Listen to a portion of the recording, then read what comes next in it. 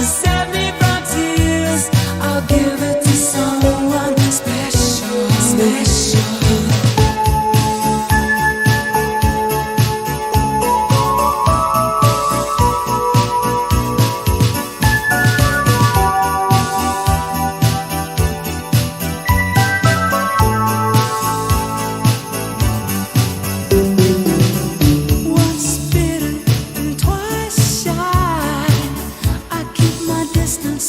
You still catch my eye. Tell me, baby.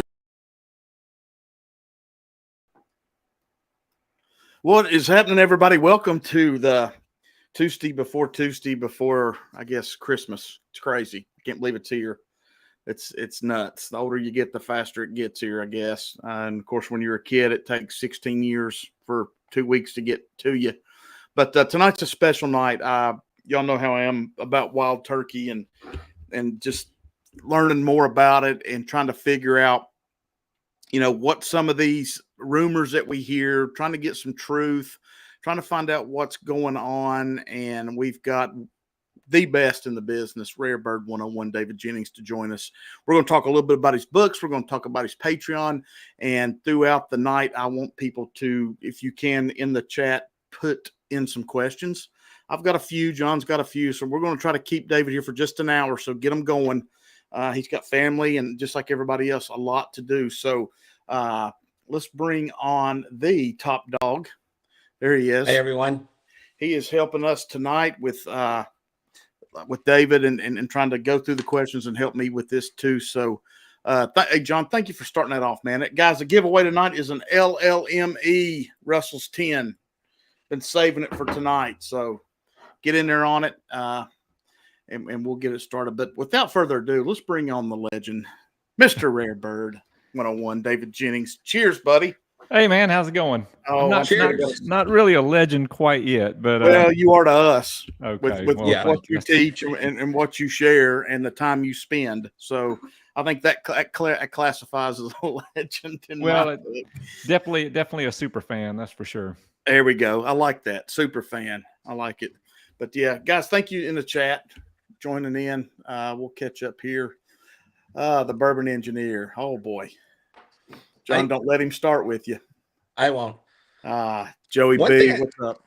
One thing I'd like to say is, thank you for being on, David, and thank you for every time somebody sends you an email, responding back almost instantly, if not, within the next morning. No matter who you talk to about turkey, they all said they emailed you at one time or another, and you always got back to them. I try to. It usually, like within a 24-hour window, is the goal. So it's tough because like emails are a little bit easier to manage. Direct messages are tough because you might be in the middle of something like in a waiting room at a doctor's office, and you get a direct message, and you don't have time to reply. Yeah, and then you kind of forget about it because it's not like an email where it's kind of sitting there in your inbox, So right. But I do try to respond to everybody in a timely manner as best I can. So, and thank you very much for that. Oh, very welcome. Absolutely. Biking Bourbon is here. Peter White, the Bourbon Jerk. Scott, the Hawk, my Bourbon Journey, is here. He's got a big stream at 8 o'clock. He told me to tell you hello. Hey, Scott. Joey B. Yeah, guys, Mr. Mom. Guys, like I said, if you want to get in, I knew this was coming. I knew it. It's $3.99 for single Rick. Too much. Yes. Yeah, I think so. Yes, I think the most I'd pay for that is retail, and that's not knocking the quality of it. It's a great bourbon, really is. To me, like depending on the night, I sometimes prefer it over the CNF one. But I think $400 is a little much for that one. I think we're seeing an oversaturation right now of limited editions. I'm not talking about Wild Turkey. I'm just saying in general. And you just can't have them all. There's just no way. And you have to make some decisions. So if it came down to, not that you can easily find Russell's 15, but I think I would take Russell's 15 at $250 over a single Rickhouse at $300, and that's just my personal opinion. Why is that single rick so much, David? Why? I don't understand that. Yeah, I mean, well, first Or of maybe, all, I mean, you don't. I mean, you may not know. I mean, it's well, just I mean, I have some idea. I mean, you look at the volume. Russell's 15 was a massive release, believe it or not. I mean, uh, from what I've heard. Now, I don't have any official numbers, but we're talking tens of thousands of bottles, probably somewhere in the ballpark, 50, 70. I've heard somebody even say they've done the math and it's 90. I think that's a little high, but 50K plus, let's say, um, that's a lot of bottles. And so pricing it at 250, I think, is a smart thing because you're going to move them and you make a nice little profit off of it, right? Something like single rick house, you're looking at probably, again, I don't have the official numbers, but you're looking at probably 10,000 maybe bottles or something like that. So it's a lot more exclusive of a product. okay.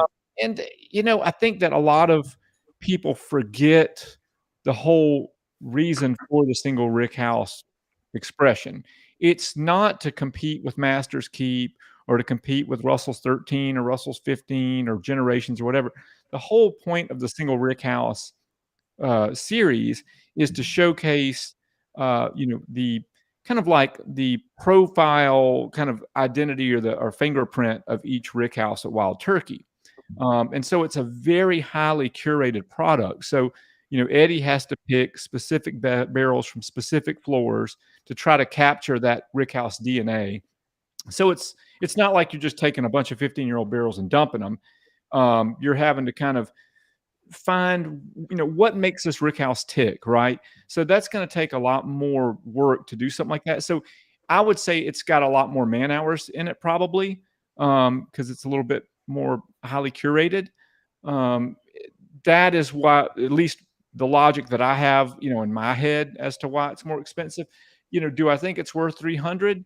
I mean, depending on which one, like the last two for sure. Like I really enjoyed CNF and I really enjoyed the CNB. I like the CNC as well. It was cheaper though. The CNC, I believe, was 250 when it came out. I have to go back and look at the press release, but I'm pretty sure the CNC was 250, and I felt 250 was fair for that. Would 300 be fair for the CNC? Maybe if you made the argument that the rickhouse no longer exists, and so you're buying something that will never ever happen again. Yeah, I guess you could say that. But as far as my preference, I think the CNF and the CNB are above the CNC. Again, not the CNC's bad. Do you go ahead, John? Now, out of those warehouses, will we ever see a club or a single barrel come out of that to somebody equal to those bottles, you think?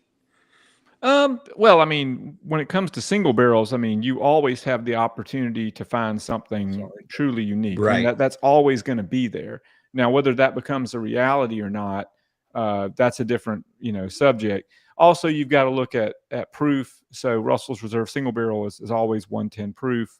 And Kentucky Spirit, well, now Kentucky Spirit's not private selection. They have a private select 101. That's 101 proof. So the only way you would really get to that level would be if you picked a barrel that was extremely close to barrel proof and had something truly unique about it. Yeah. Again, not saying that can't happen. There have been some truly spectacular Russell single barrel picks. But we're talking about very, very few of these type of gems. I've got a Kentucky Spirit private selection from 2015 that I'd put up against almost any Russell's single barrel. And, it's probably one of the best barrels ever bottled by Wild Turkey. And it was from this mom and pop liquor store in Georgia called Holmes Liquor. Wow. And it tastes like Dusty Turkey. And I know everybody says, oh, my barrel tastes like Dusty Turkey or whatever. Like, no, this legitimately tastes like Dusty Turkey. Like, I don't know where this barrel, like what happened to it or what made that magic happen. I've kicked around some ideas with some other folks about maybe it was like a reject from Diamond Anniversary or something like that. Who knows? But anyone that's had it can attest to it being a truly stellar barrel. So it can happen. It can happen. I think, like, again, the whole point of the single rick house program is to capture the DNA, the flavor DNA of every rick house at Wild Turkey. And that's a challenge, because you'll always have outliers. You'll always have barrels that kind of stray. So you have to kind of find like what makes that warehouse tick and only pick those barrels, and then they have to work well together. So I think it is a highly curated product. It's a lot less in volume than some of the other limited editions, and so one could say that justifies the price. Which, yeah, that makes sense. David, let me ask you, since you mentioned a little bit about some of the 15s and stuff like that. Mm-hmm. Will we see any more 13? Sure. Think? Yeah. So what I've been excuse me, what I've been told is that Russell's 13 is pretty much like a regular thing, like an annual thing. Russell's 15 is going to pop in, and it's going to pop out. It's not going to be around next year, but there's always the possibility that Russell's 15 could come back in the future. But right. Russell's 13 is going to be the standard. Now, if in the event that Russell's 15 ever does come back, I was told that it would take the place of Russell's 13 for that year. Sure. So you're not going to have a year where you have a 13 and a 15 out at the same time competing with each other. I think in 25 we're going to see another Russell's 13. We're going to see a new Master's Keep called Beacon, and that is going to be a joint project with Eddie. So with Eddie and Bruce together. So that'll be the first Master's Keep where it's not just Eddie. Wow. On the label. So it's gonna be a project with Bruce, is from what I hear. Okay, from what I hear, and of course all this stuff is subject to change and everything. But and then I think this may be the last year for Master's Keep. We've heard that before, but I do think that the last time I talked to Eddie, he said he wants to end the series on a bourbon, and this is a bourbon. And they've pretty much done about everything you can do. Sure, there's some other finishes that they could explore, like brandy and these type of things, but I don't really think that's Wild Turkey. See, I don't if you look. Well, if you look at what they've done in the past with the finishes, I mean, to me, the best Master's Keep is one of the finished ones. Revival is my absolute favorite Master's Keep. I think that Eddie knocked it out the park. It is the best sherry finished bourbon ever made in history, in my opinion. Just a stellar product. But the reason why Revival was made was because it was a nod to Jimmy, because Jimmy had created something called Sherry Signature for the European market in 2004. And so Eddie kind of took that as an inspiration, and really did well with it. And then as far as the other finishes, I mean, you've got it, obviously Voyage, it was a rum finish, but that was a project, with, I'm losing the, I can't remember. No, why am I Appleton? Sorry, I'm losing track of brands here. So that was a project with Appleton Estate, and Appleton's owned by Campari. So that was a project that Eddie worked on, with the, Appleton's master distiller to create this finished bourbon. So that was kind of a cool thing, a nice little, fun experiment. I thought it was a great whiskey. It's not in my top 5 of the Master's Keeps, but it's good. And then as far as the others, and the only other finishes I know of is Unforgotten is a Borai finished in ex-rye barrels, but I don't really consider that a finish because it's just going back into the barrels that it was in before. Yeah. And then you have one, which is a toasted barrel, but it's not a finish.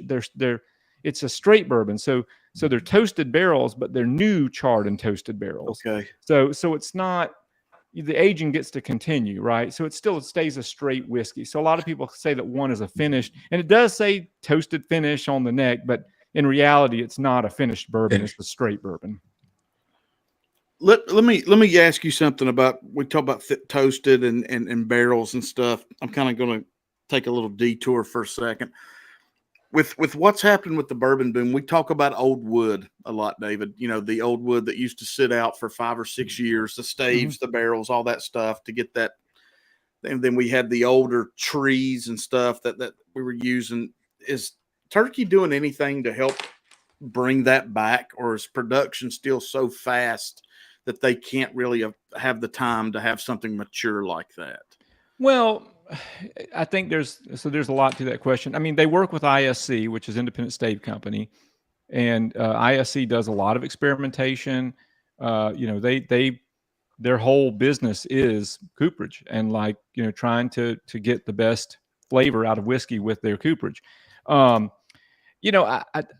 old wood thing, I've heard that as one of the arguments as to why dusty whiskey is better than modern whiskey. I think there's a lot of other factors that are much greater than the wood argument. Okay. Do I think that, oak trees of old had better flavor? I mean, it's possible. I'm not a tree expert or, a cooperage expert. I don't know. I do know that curing them naturally instead of, artificially, and curing them for a long period of time is the best way to go, because you're letting Mother Nature do the work naturally and slowly, and you're giving it enough time for that wood to really cure out and get rid of any kind of sap or moisture that would go into the whiskey. So I do think there's something to be said for a nice curing process for the staves. I think that Wild Turkey's doing the best they can do. They don't have a cooperage like some of the other brands do. They rely on ISC, and I think ISC is probably the best for them to work with. So I think that'll continue to do well for them. But there's a lot of other things that I think contribute to the flavor of whiskey of old. I think you really have to kind of start back with the basics. Like, look at the water. Most of your distilleries now are using reverse osmosis, municipal water sources, instead of the, tapping into the river or a stream or a spring or whatever to get their water. And you're going to have all those natural minerals and stuff in the cookers. Ben Holiday uses spring water. They have a spring that was discovered by Lewis and Clark, and that water goes directly into a cistern, and then from the cistern into the cookers. So, there are some that are still using, the natural water source, and Wild Turkey used to. But I think that's a big factor. I think that you obviously are probably aware of, like, the modern fermenters are made out of steel, and they used to be made out of cypress, and that wood can soak up a lot of stuff over the years that can impact the flavor. Entry proof was lower for Wild Turkey and other brands a long time ago. So, you had more water in the barrel, which is going to end up with a more concentrated kind of flavor. You're going to have a lower proof. But you're going to have, I would call it more of a dustier profile with a lower barrel entry proof. Distilleries used to rotate barrels. The only one I know doing it now is Maker's Mark, which is where you take, like, your top barrels and you move them to the bottom, and you take your bottom and you move them to the top, and you leave the middle barrels alone, right? So, Wild Turkey used to do that a long time ago. A lot of distilleries did, and now they just don't. There's so many factors. I mean, and I'm just scratching the surface, Sure. So wood, is it a factor? Possibly, very much so. It could be. I mean, if you think about it, whiskey spends its entire life in wood, so yeah, that's a big factor. But Right. I do think that there are other factors that are just as strong, and before it even hits the wood. Mr. Great Shot has a question. I think I know the answer to this one. It says, David, any chance of getting the 8-year age statement back on the 101 bottle? Yep, box checked. It's going to happen in 2025. There's a TTB approval out there if you want to search the Cola Registry. So there is a Wild Turkey 101 8-year that appears to be, like, the only reason you would need to do a TTB approval would be for a domestic release. You don't have to do it for an international release. So I think that's going to happen for us in the next few months. JG's asking about your house. Oh, well, thank you, Jay. Yeah, for the most, we actually just 2 days ago got the fence back up. We had to get a brand new fence, and the only problem left now is I've got a driveway that's all tore up. Some of it's from tree roots being uprooted, and then some of it is from the big crane truck that came up the driveway to remove the tree off the house. And so working with the insurance company to get that finalized. So that's our last big project. And after that, it's just kind of getting the places where the grass got tore up and stuff like that back together again. Minor stuff now. So we made it through the tough part. But thank you for asking, Jay. Yeah, good question. That was a hell of an experience. I'm gonna tell you guys. I was in Kansas City, Missouri. I was doing a Ben Holiday pick in Weston, and I was flying out of Kansas City the morning before the storm, and I got to Atlanta midday, kind of post lunch, kind of, and was just ready to board my flight back home, and this red alert sound like out of Star Trek comes on the speakers in the airport. And I was like, what the hell? Yeah. And I started recording it because I was like, I've never seen this before in an airport. Well, they still boarded us. And so we're on the tarmac, and they said all flights in Atlanta have been grounded. And all of a sudden, I felt this like despair because like I needed to get home. And I was like, I've got to get a rental car or Uber or something. I pulled up Uber, and it was like $400 or $500, you know, to get home. And then I'm like, there's no way I'm going to get a rental car because Atlanta is a huge airport. So you're talking about tens of thousands of people all looking for a way home, you know. Busiest one in the world. So I did get a ride. I did get an Uber and actually ended up finding one for $250, which was a steal. And told the gentleman I really appreciated that. And when he got to my house, he drove through the storm. And wow. He was from my area. That's why he took the ride. And I made sure to load him up with some cigars. I gave him a LLME Russell's 10 and one of my Raking Tor Ryes as a thank you, on top of a very handsome tip, because he really went out of his way to get me you home to your family. Wow. And then went to bed that night. You know, looked at the news before I fell asleep. It showed that it was going to go up and kind of miss us, you know, and go up through Tennessee and Kentucky. Not that I was hoping they'd get hurt, but, you know, I just it looked like everything was going to be okay. And then about 2 or 3 in the morning, sounded like a freight train outside the house, and tornadoes everywhere. It was insane. Wow. Didn't wake up, stayed up all night. You know, when the sun came out, went outside, it was just like, it looked like a bomb had gone off. It was never been anything like that in my life. So anyway, not to get off subject. No, I mean, did any of your neighbors just flat out lose their home? We had 1 or 2 on the street beside us that are totaled. Most people ended up with multiple trees on their houses or large branches in their roofs. You know, we had a few houses that got lucky in my neighborhood that just had trees down in their yard. We just fortunately only had one on our house. It was a big oak tree. The problem was you normally lose pine trees because they're so, you know, weak and flimsy and all that. Like, but these were like giant oak trees because it had rained so much before the event that the ground was so soaked with water that they just couldn't take that wind, you know. And it was bad. It was bad, but we're okay. You know, everyone was safe, and all of my family, you know, was safe, and we pulled together and shared resources and showers, and whoever had working hot water and stuff like that, you know, we made it work out. And then I had just a fantastic supportive Patreon group that helped take care of me and my family, and I can't say thanks enough for that. That was really meant a lot to me. Man, well, I'm glad everybody's okay. I mean, it's crazy. I've got a bunch of friends in Northeast Tennessee where I'm from that, I don't know, it's going to be years. Yeah, so, it's going to be a while to get, especially like in places like North Carolina where they had the flooding, which was just all horrible. I mean, we fortunately didn't have the as much of the flooding damage as we did the wind damage. All of our stuff was all wind related, but it's bad either way. But that flooding just, it's horrible.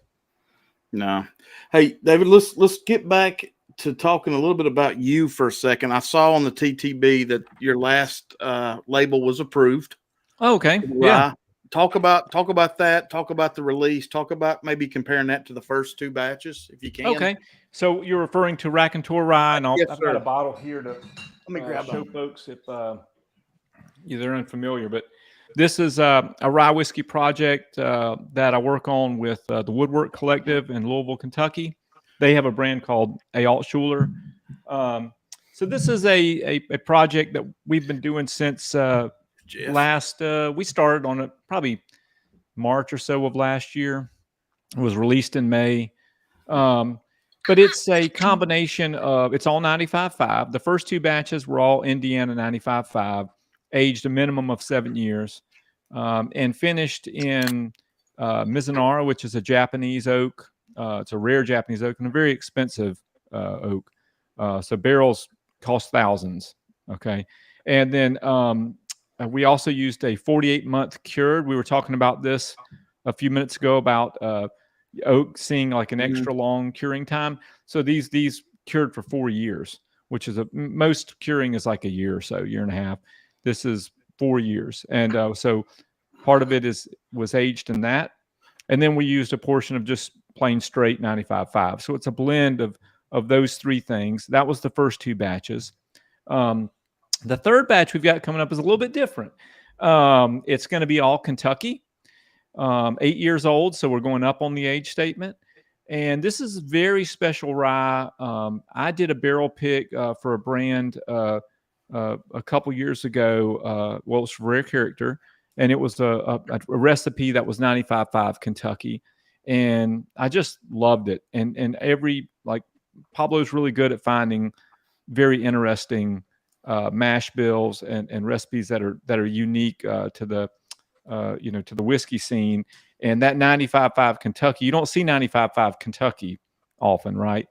It just really spoke to me. I loved it, and I'm like, if I ever see any of this again, I'm definitely gonna get it. Yeah, grab and so we were working on this project. I had a broker reach out and tell me that they had found some interesting rye whiskey that I might be interested in.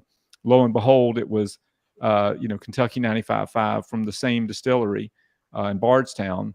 Except instead of being 6 years like the barrel I picked, a couple years ago, this is 8 years, and was just blown away. It's different because it aged in a different location than those single barrels I had tasted a couple years ago. But it has a lot of similarities, but it has some differences too. The color's a little bit. The color's going to be lighter than the other Raking Tor Rye batches. So the Raking Tor Rye batch 1 and 2 were very dark because of that 48-month cured oak. A lot of people assume it was because of the Mizunara. It's because of that cured oak that gave it that color.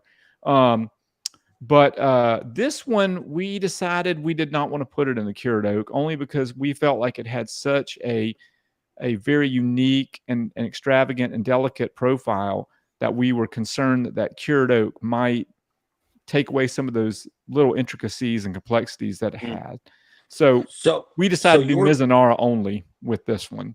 And we monitored it very carefully and wanted to make sure that finish time we didn't want to go too little, didn't want to go too far with it, because we were happy with the barrels as is. So we wanted to give it a little bit of a nice little polish and let that Miz kind of tie it all together.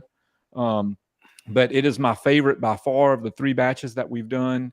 And really, really excited to share it with everyone. So that Mizunara oak, is that actually coming from one barrel into another barrel, or are you just taking pieces of Mizunara oak?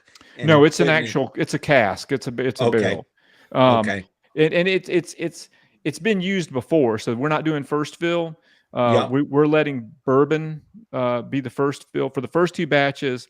The casks were first fill with bourbon, 16-year-old bourbon. Right. And for this one, this is also going to be previously filled. And I'll have to double check with James. I'm pretty sure this held bourbon as well, but it may have held rye. I'd have to double check.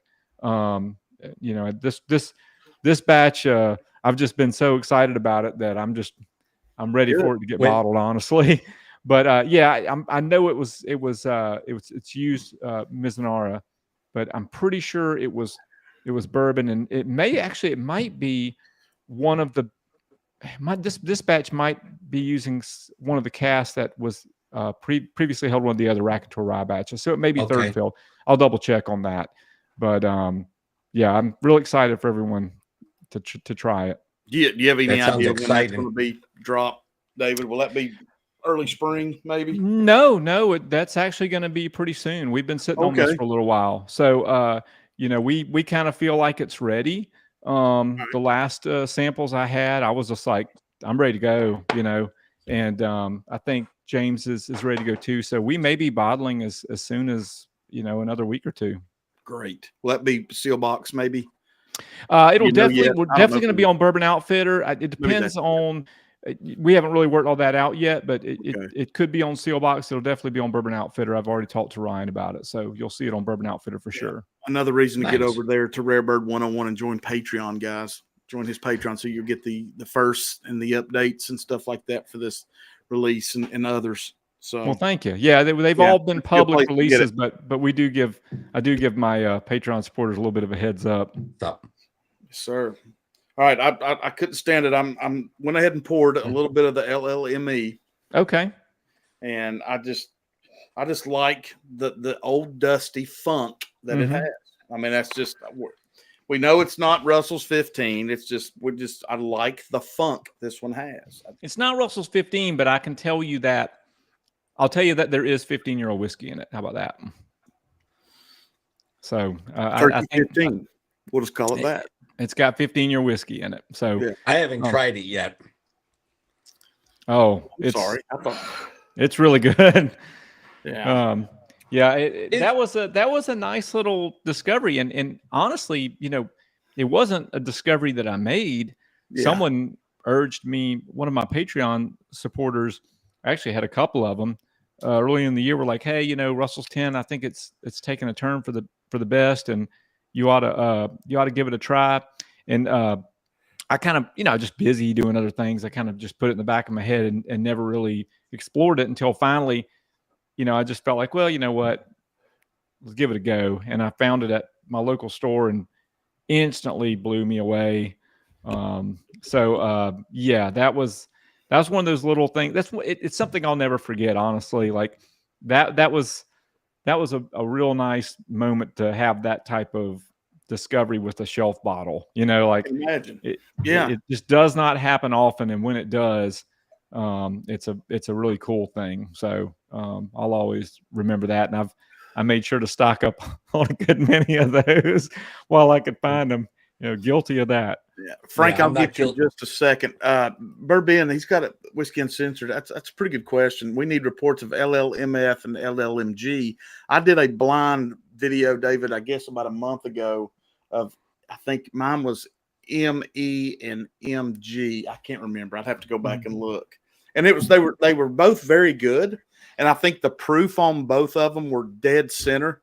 I mean, for what what is it? 109? What is it? 90. 90. Yeah, they were both just perfect. But this ME just, I mean, it wasn't even fair. Yeah, to be honest, to blind I'm looking for them, just waiting until they're local. I don't really want to pay shipping and all that just for Russell's 10 that's going to come around anyway. What I've heard from folks that have done the comparisons is that the MF and the MG are better than your average Russell's 10. Yeah, like they are better than the year before, and that you're all going to notice an uptick in quality, but they're not ME. I can't wait. That's what I've heard. Yeah. Well, you might win this one, John. It's what we're giving away tonight. A bottle of the ME. Hey, I'm in. Everybody else has. I don't want it. Well, everybody else has to get it. Can I win it? I'm just kidding. I'm just kidding. Oh yeah, get on there. Frank, go ahead, John. I'll get to Frank. Have you ever spoken to Wild Turkey about their corks? It's kind of the joke. I mean, it's an endearing joke. I mean, it's kind of, anytime I see a Wild Turkey bottle where the cork breaks, I always comment authentic. Oh yeah, the comments, yes. But I mean, they're loose. Yeah, I don't think they're getting like the most high-end corks available in the market. Probably that's where there's some corners maybe are being cut. I don't know, but it does the job it needs to do for now. I mean, I've had worse corks, So, I'm not going to complain too much. And really some of it too is that, it's like a lot of it sometimes is, how you manage your bottles. Like, if you let them sit around and they get dry and then, you twist, then that chance of it popping is going to be there. But if you keep it wet and you pull, it's more, unlikely that you're going to have an issue. Sometimes it's just like the shape of the bottle, or like bottles that stores keep out in the sun. That's not good, That's why you see a Michter's cork in Yeah. the first Austin Nichols I ever bought, because I was not realizing what I was opening and sheared it right off when I opened it. Yeah, I got a stack of broken corks behind me in that cabinet. Yeah, that's the one thing that if I could stress to anyone that opens a vintage bottle, what I would always, if you're opening it for the first time, I would lay it on its side, let it get wet, let it sit there for 15, 20 minutes or so and let it get wet. And then when you pull it, just pull with a consistent amount of pressure, but not a lot of pressure. Don't pull quick, and whatever you do, don't twist. If you twist, it's over. Just try to slowly, but with enough force to kind of get it out there, and just that's your best bet. And then always keep a French press, a coffee French press dedicated to bourbon, because you don't want to use it for coffee too.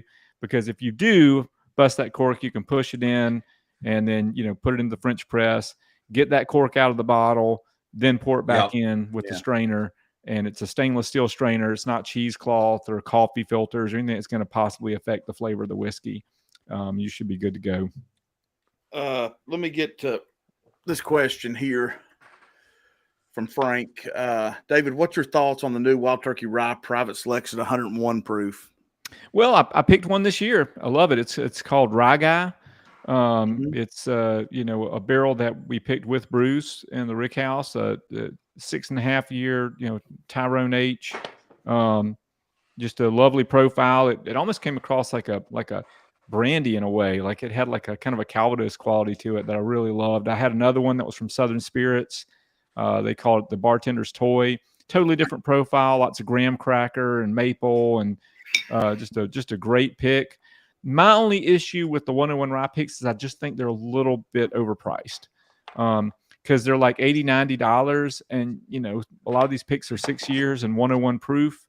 So that's just think about Rick Russell's 6 year, is 90 proof. So that's only 5% ABV different, and it's like $35.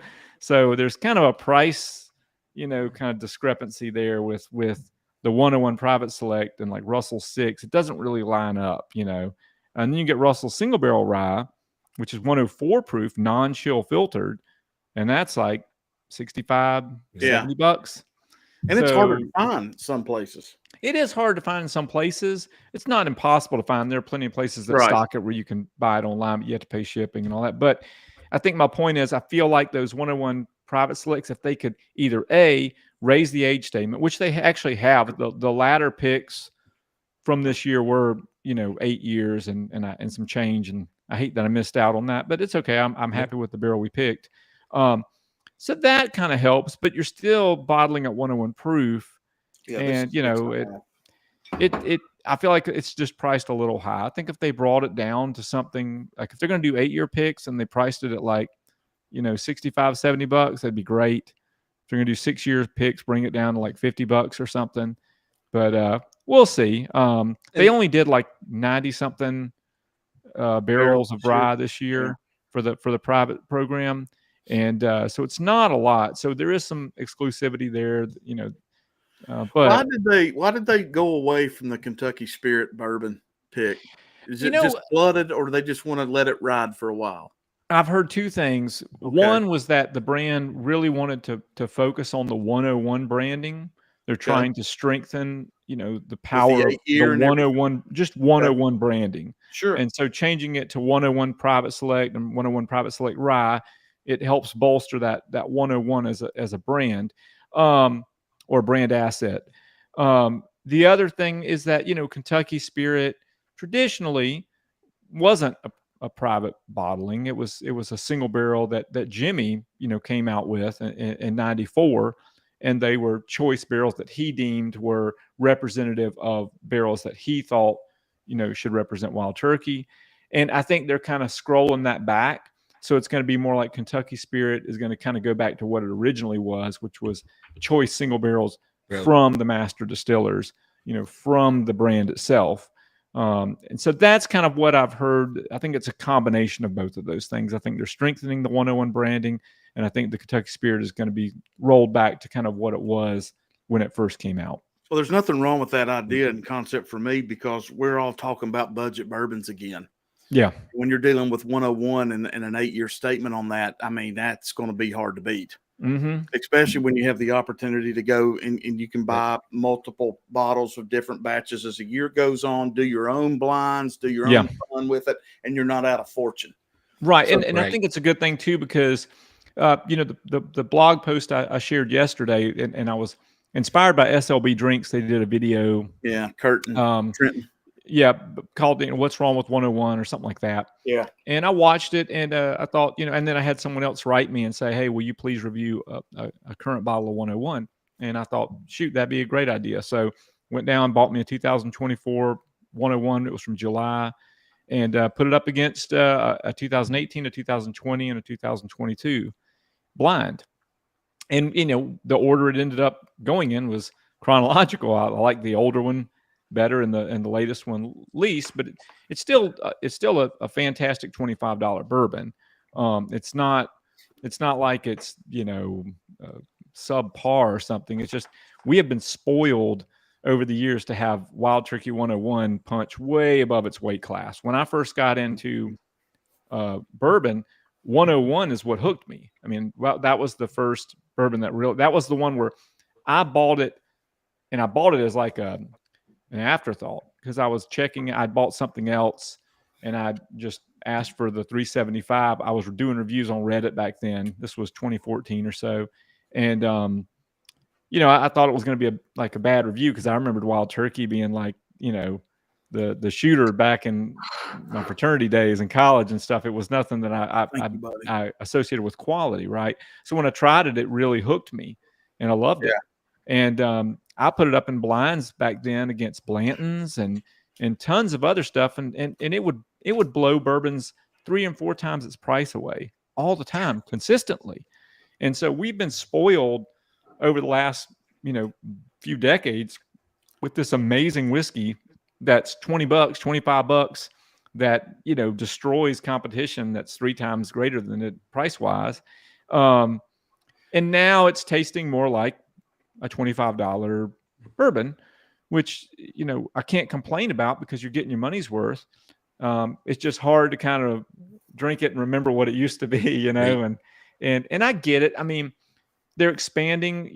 They haven't expanded their distillery yet. I mean, they've just got the one still, and they're at the same capacity they've been for years now. But they have their product lines have grown. We saw the introduction of Long Branch, and then we saw a lot more LEs. It used to be Wild Turkey would have a limited edition, maybe every year, maybe not. Now it's like 3 and 4 each year. Private barrel programs grown tremendously. Just supply and demand for bourbon, especially during COVID, went up. I think the supply is not going anywhere, but demand, I think, is still increasing. Because I see, this is interesting, because this came up in Twitter today, or X. There was a post someone, Taylor, a friend of mine, had made about whiskey demand going down, and that the demand was a problem. I think it's really more supply is the problem. I think there's an excess in supply. I think that what happened was you had this linear growth, starting in the late 2000s with bourbon, and when we hit COVID, there was this spike, and it surged up real quickly. So there was this really sharp slope, because there was all of a sudden this free time and free money and interest and stuff, and everybody got into bourbon. And now it's dropped back down, but it's still higher than it was before COVID. So to me, that's showing that we're just back on that linear trail to grow. So I don't think it's so much demand is the problem. I think the problem is there's just too much whiskey out there. There's a ton of whiskey out there. And if you don't believe me, ask a broker what kind of stocks they have. And it's stuff they never had during COVID. Like, it was hard to buy 4 and 5 year whiskey, back in COVID. Now you can find 12-year MGP and stuff. It's pretty nuts. Yeah, everybody has 9-year MGP out there right now. Yeah, I mean, anybody can go and buy 8, 9-year MGP, and if you know the right people, you can buy 11, 12-year-old MGP. Yeah. I mean, how many 11, 12-year-old MGP ryes have you seen just in the last few months? So. How often do you make it to the distillery to be one-on-one with those guys?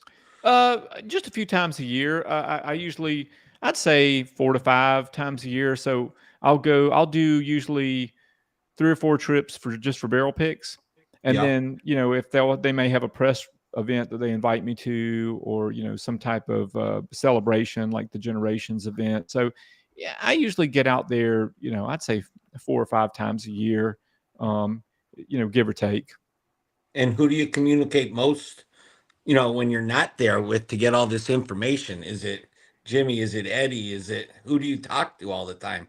Well, it's you develop these relationships over the years, and I've met different people, in different aspects and departments of the brand. There are Campari people that I can ask questions Yeah. that can answer me, and if it's something that they can't, that's fine. Sure.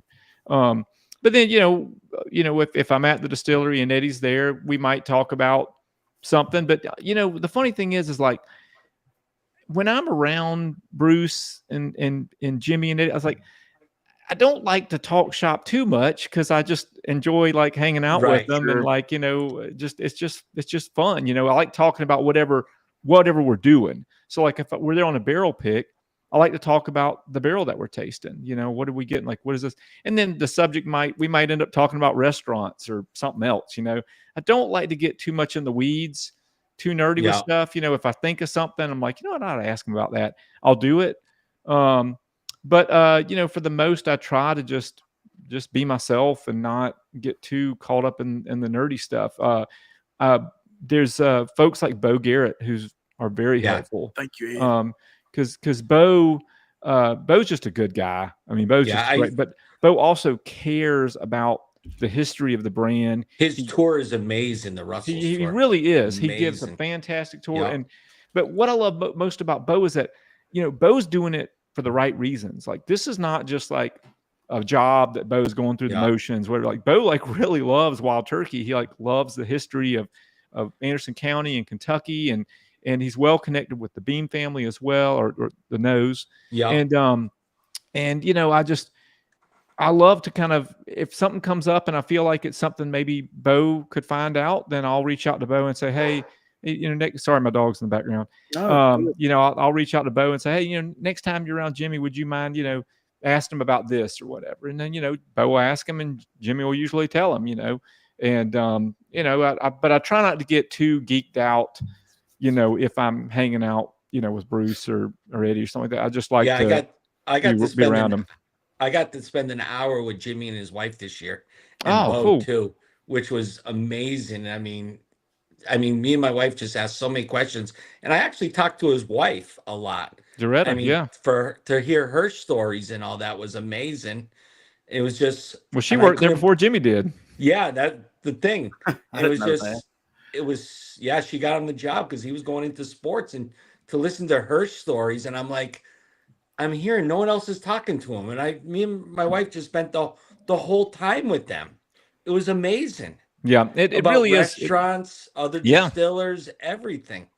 Yeah, I hate, if you go to the visitor center and you just see Jimmy there and people are shopping and nobody's talking to Jimmy. I'm like, what are y'all doing? That's Jimmy right there. That was my problem. Yeah. And it was funny. I went and bought a hat, and I did not want him to sign it. And we're sitting there talking, and he just grabbed it out of my hand and signed it. And I'm going, now I can't wear it. And he told me make sure I wear it, so I probably will. But still, it was can't beat Jimmy. Nice people talking about their pizza restaurant that they go to and stuff like that. He was so personable. Yeah, they're just real. Yeah, just real. Just whiskey drinkers. I mean, that's right. Bottom line. Just real. Let me grab a couple of these questions in the chat for I get David out of here. I'm good. Greg, hey, I'm fine. Okay, I don't want to keep you any longer. We're okay. Fine. Greg McDonald, our boy out of South Carolina, has David compared to LLME the 5/17/24 versus the 2024? I have. Yeah. Okay. So I've got an ME 17, an ME 19, and an ME 20, and they're all just bangers. I mean, top notch. I mean, there might be tiny subtle differences between the three, but not really anything that stands out enough for me to call them different. I mean, it's just cherry oak and leather for days. Awesome. So all of the every ME I've tasted has just been incredible. Paul said, would love to know David's thoughts on the Masters Keep costing so much more than a Russell's 15 when the 15 years better. Yeah, again, I think that goes back to what I was saying before about the volume. Russell's 15 was a very high volume release, significantly high volume release. Mm-hmm. And when you have that many bottles, it becomes less exclusive. Okay. So, to move it, because you got to move it, you want to price it to market. And I think 250 was an appropriate price. Masters Keep, I think it's kind of crossed a point where it's a little bit more expensive than it should be. I'll admit that. I think that a better price for Masters Keep would be, at least based on the last few, I think that looking at more like a $200 price tag, I think would be more appropriate for Masters Keep. A $275, I think, is a little bit much. Now, something like we the only have bottled one left. Well, right. But like the bottled and bond, it has a 17-year age statement. And it was bottled and bond. So how often do you see a 17-year bottled and bond, right? I felt like that one, that's worth the premium. A 17-year-old Kentucky straight bourbon, bottled and bond. I mean, I'd pay $300, $400 for that. I mean, the specs are there, but a 10-year rye, 275, that's tough. At 104 proof, and rye is just not as popular as bourbon. I'm a huge rye fan. I love rye, but the grand majority of the bourbon world, I don't know if I say the grand majority. I would say there's a large portion of the bourbon community that don't really like rye. Well, I agree with that. So coming out with a 10-year rye, while I'm glad they did, and I love Triumph. Yeah. I feel like it was just a kind of bit of an overreach on the price. Again, that's just my personal opinion. They have their reasons for why they did it, but yeah, I think I had it without knowing the price, and I enjoyed it. Yeah, it's a really good rye whiskey. Yeah. It really is. Yeah. I like Cornerstone as well, but I think Cornerstone, the price on Cornerstone was more appropriate. The Cornerstone, if I recall, was $175. So that made sense. But this, it's a little bit, I think, much for what they. And I could be wrong. Cornerstone may have been $200. I have to go back and look. It's hard to kind of remember all this stuff. But Masters Keep started off at like 150-ish. I think the first Masters Keep was 150, and Decades was 150. But you could find Decades for like $100 in some places on sale. They were practically giving it away back then. But I want to say Cornerstone was 175, and I feel like that's a more appropriate price for that. But again. I get it. They don't want to leave money on the table.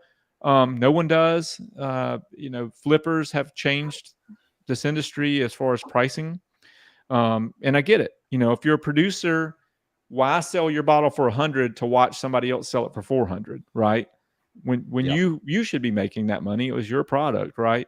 So I get it. And you got to remember too, a lot of the people that work for these corporations like Campari and Suntory, Kirin, they're not whiskey enthusiasts, like this is their job. Their job is to monitor the market. Yeah, right. And it's like brokers.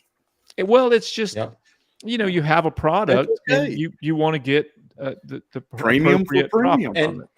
And Turkey, I think, in the secondary market is just, it's not really up and down. I mean, every once in a while on Unicorn or whatever, I can grab older turkeys at a good price. Yeah, there are some good there's some sleepers too out there that like a lot of people don't realize probably should be more on the secondary that aren't. Yeah. And then there's some that are on the secondary for way more than I think they should be. Yeah. But they have, just like Cheesy Gold Foal, not every Cheesy Gold Foal is the same. I've had some Cheesy Gold Foals where I've been like, like, I don't know, this kind of like this rare breed better, this split label better. And then I've had other Cheesy Gold Foals where I've been like, this is mind blowing, and so you just kind of have, there are a lot of hype words and a lot of, word of mouth that gets around about this being the best, and is it the best? Who knows? It's all depends on the individual, but I think there are some sleepers out there for sure. It's the best who you're drinking it with. Yeah, there you go. Yeah. Michael H asked, what are David's top 3 Masters Keep releases? That's tough. Okay, so Yeah. Revival is, I'd say Revival and Let me the look. bottled and bond release kind of fight for first place sometimes. You know, if you were to ask me what the best Master's Keep is, I'd probably say Revival. If you asked me what the best Master's Keep bourbon is, I'd probably say bottled and bond, Okay. because Revival is a finished bourbon, so it's a Mhm. whiskey, not a bourbon. But you know, I think that, you know, gun to my head, I'd say Revival would be number one, Master's Keep Bottled and Bond would be number two, and Unforgotten would probably be number three. Bring up 3. I love Unforgotten. I Yeah. think Unforgotten is probably the most underrated Master's Keep out there. Period. Just a wonderful Right. expression. Have you all had Sagamore 9 Year, one of the best ryes in my opinion? It's here. I just haven't yet. I know the reviews All are right. high, but I don't know, man. It's just another. I don't know. It's MGP. It's great. I'm sure. Oh, is the 9-year Yeah, MGP? it's good. Okay. Yeah. If it's 9-year, if it's Sagamore's own stuff, which I've not had, I've heard great things about it. I would give that a little bit more of a, you know, kind of where I'm at with more it. attention, because, like, you know, I do like it when producers are making their own stuff, and I find that very, you know, it's tough out there competing against a lot of these big, you know, companies. So I give a lot of credit to the smaller distilleries when they are putting out their own whiskey, because they have to face some serious competition. Bottling MGP, I mean, like I've done it with Raking Tor Rye, and you know, there's plenty of it out there, and you can do cool things with it. And MGP makes a very consistent whiskey. There's tons of good MGP out there, but it's not something that you can't find with other producers. So, Right. you know, maybe Sagamore's doing something different with their MGP that I need to pay attention to. I just don't know it. But if they're just bottling it straight from MGP, you know, you can find that in other places. I don't know. I don't think it's twice barreled. I think it's just barrels they've bought. Yeah, but a lot of those guys will buy that and then move it to another state to age it. Yeah, Yeah. and That makes there's it a lot of little that bit too. difference. Yep. And that can, you know, Copper and Cast, some other ones are doing that. Like, Yep. you can change the profile that way. Yep. Well, Oh boy, I knew this question was coming. I've tried a couple of those, and they are incredible on the Buffalo Trace produced Wild Turkey Distillery. Okay, I'm just gonna say this, like, because I don't want to really get tied up in this, because it's not Wild Turkey, and I feel like the more attention I give it, the more that people are gonna, like, you know, This is associate it. with the brand. They're like, why haven't you reviewed these? Because it's not Wild Turkey. There is a lot of inaccuracies going on with those totes and barrels out there right now. There's stories saying, well, this was produced because Wild Turkey stills were down, you know, and I'm like, that's false. Their still was not down. Their still was never down. They ran the old still and the new still together in tandem for testing, and when they were satisfied with the new still, they shut the old still off. There was never a time when Never a distillery was stoppage. not operational. You know, well, I mean, you always have maintenance. Every distillery is going to have maintenance. There are times where you shut the still down for maintenance, but there wasn't like this void where it was like, we're not making whiskey anymore, we got to rely on somebody else. That's just, I don't know where that came from. The other thing is, if you look at the fill dates on some of these barrels, the dates precede Campari's ownership of the brand. So the new distillery wasn't even built yet. And so these deals must have been put together. I'm assuming it was some kind of contract with Pernod Ricard back when Pernod owned Wild Turkey. I don't think it has anything to do with Campari at all. I think when they bought the distillery, the barrels just happened to be in the Rickhouses, and now, you know, you got to figure out what to do with it. And it was bulked out, and it was bulked out for a reason. It was bulked out because they didn't want it. Like Jimmy and Eddie didn't want it. It's not Wild Turkey. You know, this is whiskey that was made in Frankfurt, you know, at Buffalo Trace. You know, what it was made for, I honestly couldn't tell you. I don't think anybody knows. Well, I don't think we ever will. I honestly don't even know if Campari knows, because all this was done before they owned the brand. So, you know, it says Satinwood Distilling Co. on a lot of the barrels, and that's a Pernod DBA. Matter of fact, that DBA goes back even into the late 70s. So it was probably a Liggett DBA back when Liggett owned the brand. who knows what the stuff is? It's probably contract whiskey that was made for some brand that worked with Pernod, and Pernod didn't, Wild Turkey probably didn't have the capacity to do it because they got to make their own stuff. So they probably offered it to, a distillery that had the availability to do that. And that was probably Buffalo Trace. And, but people are saying, oh, it's the same thing as Russell's 15. It's not. It's not. And it's not at all. And, oh, it's Wild Turkey. It's not. This was some kind of liquid that was done during the Pernod years. I don't know. My heart is broken right now. As I was always told, never wreck a good story with the truth, and we have the truth now. Well, I don't have the full truth, but I'm just going by the data. Yeah, and the dates don't line up. And it's good stuff. That's all I got to say. Yeah, no, I'm not knocking the whiskey at all. I mean, I'm sure but the barrel brokers were selling it that way, and the sample bottles were coming in the Wild Turkey, 200 ml bottles at the time. It's unfortunate that those stories get passed around, and I don't know who's to blame for that. I'm not saying it's a broker. I'm not saying it's a store or producer. Right. But there's misinformation going on out there, and I think it's important that people know that you can't believe everything you read just because it's on the internet. Just do the math, do your research, take a look at the Wild Turkey timeline, look at the dates, look at whenever the still switched out. Know that there was never a time when they just didn't have a still. That's silly. No brand's going to do that. Who would shoot themselves in the foot like that? Let's build a new still, but while we do it, let's just shut the old one down. It's like, it makes no sense, they're not going to do that. And then, there are so many contracts out there that people just have no idea. Like, there's just stuff being contracted with this distillery, that distillery, all over the place. So to find out the true origin of this, I don't know if it'll ever come to light. And I'm sure there's NDAs and all kinds of, legal, webs to go through if somebody did want to come out with it. I'm personally just staying away. I've had a lot of people, why don't you do a blog post about it? Whatever. It's not Wild Turkey, so I don't care. It's like, it may be the best whiskey in the world, and that's cool. That's fine, but I don't write about that. Like, you don't see an article about Pappy Van Winkle on my Rearbird blog, because that's not what it's about, so nothing against it. It could be fantastic whiskey, but I do not like it when people say that it's the same thing as Russell's 15, because it is not. Well, to that, I think everybody should drink all their bottles, finish it, and get it out of the market, and let's put this story to an end. Finish all the bottles. Yeah, like I said, I don't have any problem. Good whiskey is good whiskey. It is good. It is good stuff. I don't have a problem with anybody selling good whiskey. Just don't make up a story, to sell your bottles. That's just silly, Yeah.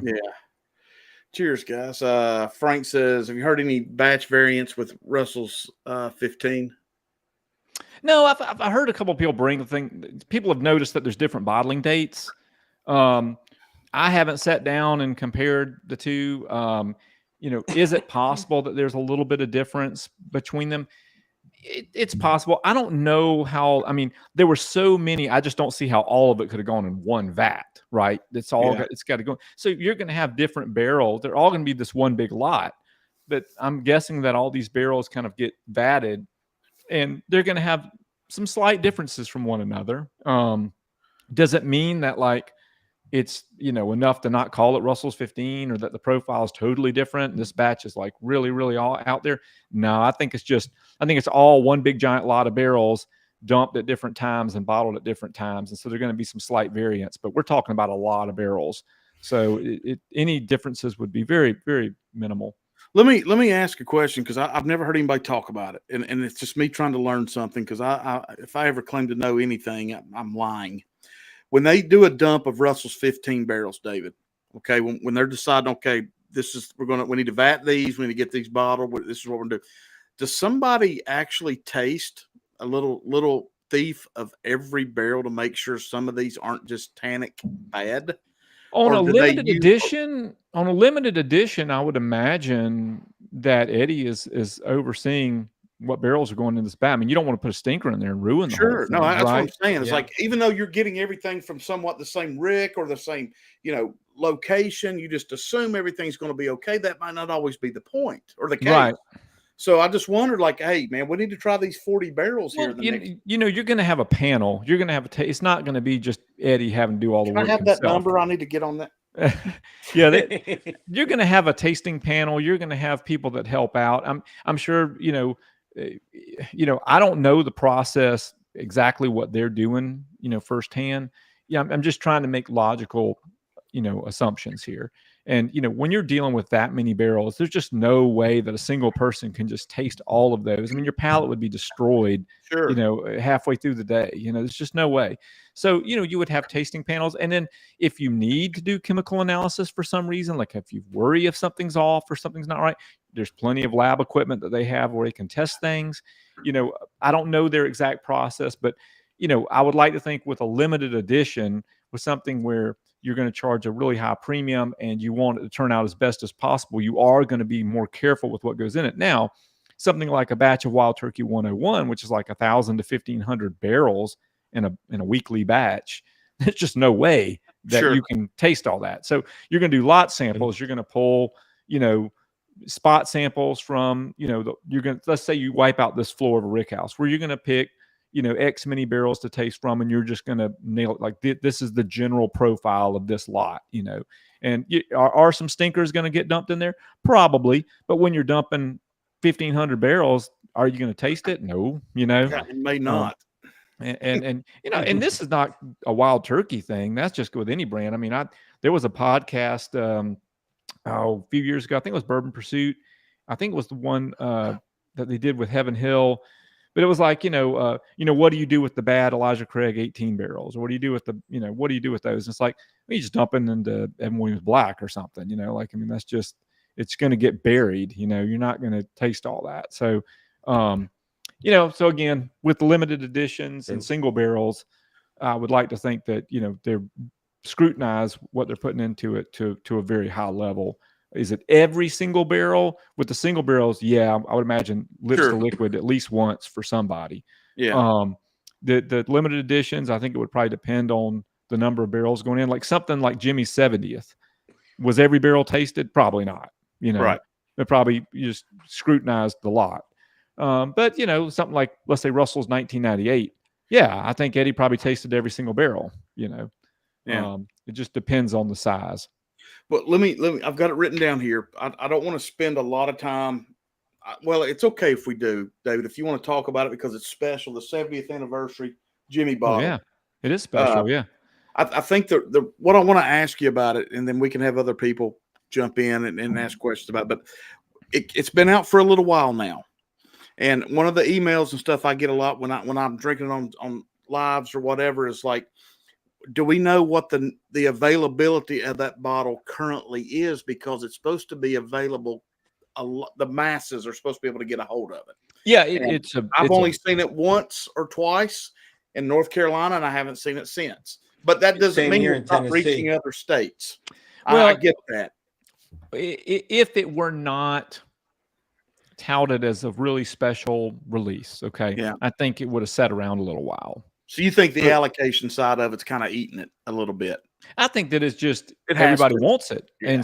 And because it's only $50, it's easy to buy a case worth. It's not like Master's Keep where it's like, I'd love to have 8 of these, but I can only afford 2, Yeah. But this one, it's going to be like clear the shelves, and I think that's what happened. I think that people got greedy with it and cleared shelves. I think, I think to your point. Well, when I walked into the first store, I would be greedy. I would buy 2, 3. When I walked into the first store, I saw it, and I was like, "Oh shit, you got the 70th!" And I was like, "Is it one per customer?" And he goes, "No, you can buy all you want." Yeah. And I bought 2. Yeah, I bought 2 at my local as well. Left some for other folks as well. I'll be honest. I would have bought 4, or but no, I just bought 2. But I did that with LLME too. I would buy like 2 at a time. And I'd go back next week and there'd be more there. And I'm okay, I'll buy 2 more. Cause like, I feel like I'm giving people time and giving a chance, but I'm not going to sit there and let them just sit, like get bought to be mixers for somebody else. I want to get them.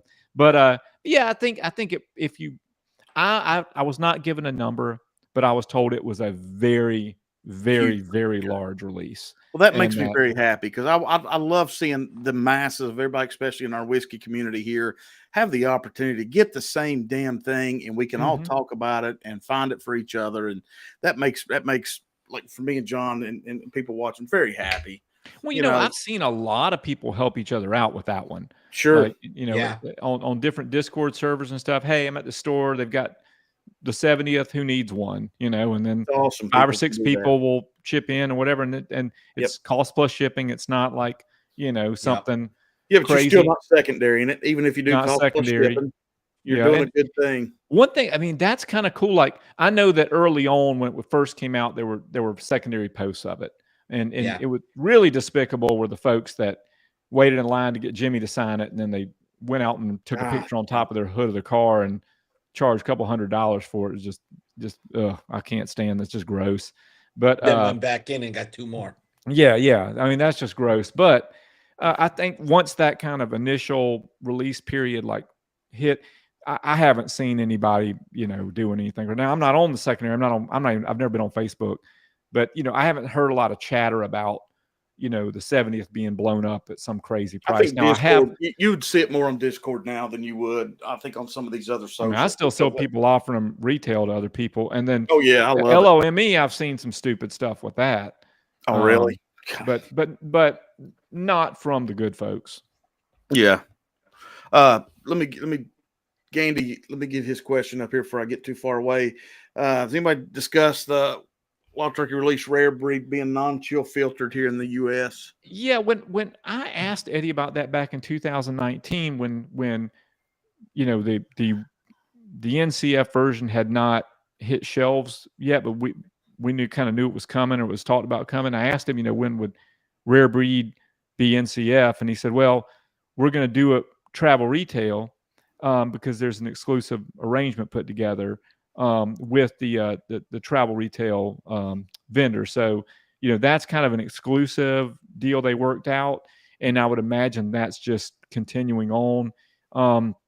You know, for those kind of unfamiliar, these travel retail stores, when you fly internationally, they always, and it's not just Wild Turkey, all these brands have unique offerings in these travel retail stores. That's kind of the appeal of a travel retail liquor store. And whether it's Johnny Walker or Jack Daniels or Jim Beam, whoever it is, they have releases that you can only find there. And no brand wants to like not do that, right? So Wild Turkey wants to be in the cool kids club too and have their own exclusive. So what they worked out was, you know, they would have their own exclusive non-chill filtered rare breed. And then they've done some other travel retail releases, like Father and Son was one that came out around COVID. And then they've done them in the past too. There was one called Heritage that was a single barrel that they did. They did another one called Stampede back in the late 90s. So they've done travel retail offerings, you know, consistently for since the 90s, going back to like Tradition, the original Tradition, not the limited edition. So it's something that's always existed for all these brands, not just Wild Turkey and not just bourbon. Yeah. Thank you, John. Appreciate that, buddy. I find it interesting, but you know, I'm really excited, and I know we've already touched base on it. And then I'm getting ready to move on to Redbird's books. I want to talk about the book collection, but Okay. I'm really excited about the single barrel rise. I think that is such a cool thing that started this year. I'm really looking forward to seeing what groups put those picks out. I think Mash and Journeys comes out this week or next. Yep. Yeah, and I think they got one of the 8-year. They got a Tyrone Q. Is that what it is? I remember right. Rare breed. You know what? One thing about I'd like to comment about the NCF rare breed. I have a lot of people that will send me messages saying the NCF rare breed is so much better than the regular rare breed. I don't think it has anything to do with the NCF. I think it just has to do with the batch. I think that if you can get a good batch, it doesn't matter if it's chill filtered or not. That's not the main flavor. Is the barrels that went into it, not the chill filtration. The chill filtration doesn't do a ton to the flavor. It's more of the mouthfeel and the cosmetic. It's a cosmetic process. The whole point of doing chill filtration is to make the whiskey look better. Yeah. Does it remove things that affect the flavor? Yeah, I mean, it definitely affects mouthfeel, and then it could affect the flavor a little bit, but it's not really going. I think if you took a rare breed batch and you did it chill filtered and filtered side by side, I don't think you're going to see that much of a difference between the two. Well, that's I think good the to know. differences will be minimal. I think that what people are tasting is a difference between the batch. I think this batch just tastes better than that batch. And back when NCF Rare Breed first came out, where you could acquire it if you were lucky enough to know somebody traveling or whatever, I got one and I tasted it blind next to a bottle of Rare Breed that I picked up at the store, and I did it blind, and the store Rare Breed won. So it's just, I think it comes down. Now this was 2020 or so. I think it really boils down to the batch. And I think my blind when I did it is because knowing what I was drinking, the hype was. I knew in my mind, I already knew the non-chill filter was better because such and such said so, or something like that. Yeah. But now I will say this, it is a damn good deal because you get a liter, you get a liter, and it's like $55 or something like that. Yeah. It's a steal. No, I think that's cool. David, go ahead and talk. Let's talk about the Rare Bird 101 line of books. Okay. John's got them. I see two of them behind you. I only got the one in front of me, and then I think that's the one newest. that David told me to get that I'm not sure. Yeah, that's the newest one, right, David? That's right. So you might be able to see them behind me here. I've got American Spirit, which is my first book. That's really an introduction to the brand. It gives you all the brand history up to the day I finished it. It tells you a little bit about me, and then I go through the expressions, that are the core expressions in the lineup, and then some dusty ones and some limited editions too, up to the date that I finished it. So that's the first book. Put a lot of time into that one. That was a fun one to write. Never written a book before. My wife encouraged me to do it. I just sat down one night and started. And so that was I did a Kickstarter, had a lot of support from people. Can't say thanks enough. And it was cool to get that one off the ground. Met a lot of fun people and cool people doing that book and interviews. Vic, the photographer, we're friends. And all that was because of that book. The second book I wrote during COVID, and I've just had a lot of free time, as a lot of people did during COVID. And that was a fun book to write because what I did is I went back and I looked at the first 5 years of my blog and I picked all my favorite blog posts. And then I did what I call like a director's cut. So I went and I edited them, and then I added a preface to each blog post to let the viewer know what I was doing at the time. Like it could have been like why it was written, how it was written, maybe something interesting that happened while I was writing it or something interesting that happened after I wrote it. So musings was fun because I got to kind of examine myself and my work, and like I got to see kind of the progression of starting off just doing really simple pieces and to like getting into more complex kind of articles. Even got some fiction in there. There's a work of fiction in one of those pieces. It's kind of a Game of Thrones theme. I know I got that book. And I don't know if it's the one in front of me, but yes, I do have that book somewhere. Yeah, Musings has the fiction in it, but that was a fun one because I had a lot of free time, and I'll always remember that one because when I got done writing that one, editing sucks. I'm just going to go ahead and tell you, like, writing is fun, editing sucks. So I had to edit this book, and the first book was easier to edit because number one, I was excited about it. It was my first book, and number two, I paid for some help, so I paid some folks to help me out. And this time I did have a little bit of help too, but I mostly did it myself. And so I'm like, I've got to make this fun, right? How am I going to? Well, you don't, they say, write drunk, edit sober. You don't want to edit under the influence because you'll make really bad decisions, right? So I was like getting into cigars at that time. So what I did was I printed the entire book, just on Office Depot white, paper off my inkjet printer. It was a massive stack because I didn't do two sides. Each day I would go outside with a different cigar, and I would and a cup of coffee and a red pen, and I would just do it until the cigar was done, and then I would put it away. And the next day I'd do the same thing unless it rained or something. And that was one of the funnest things I ever did in my life, honestly. I mean, I just really enjoyed that time. I was outside. I could hear nature. it was just a fun project, and yeah, I'll never forget I that. do too. Well, I'm tickled you took the time, and I'm sure the influence from your wife to do the books was great. But because I mean, I'm for one of the greatest distilleries that ever will exist. Somebody needed to document some of this stuff. I'm amazed that there aren't more books about distilleries. I mean, you know what though, David? What's funny is since you started this conversation 2 minutes ago, I'm just sitting here thinking, what other books do I know of that I can go back to? Is there a Four Roses? right. Is there a Taylor? Is there only thing I can think of is Minnick has done a few things on his journey, but this is great. This is a great documentation of how we got from there to here.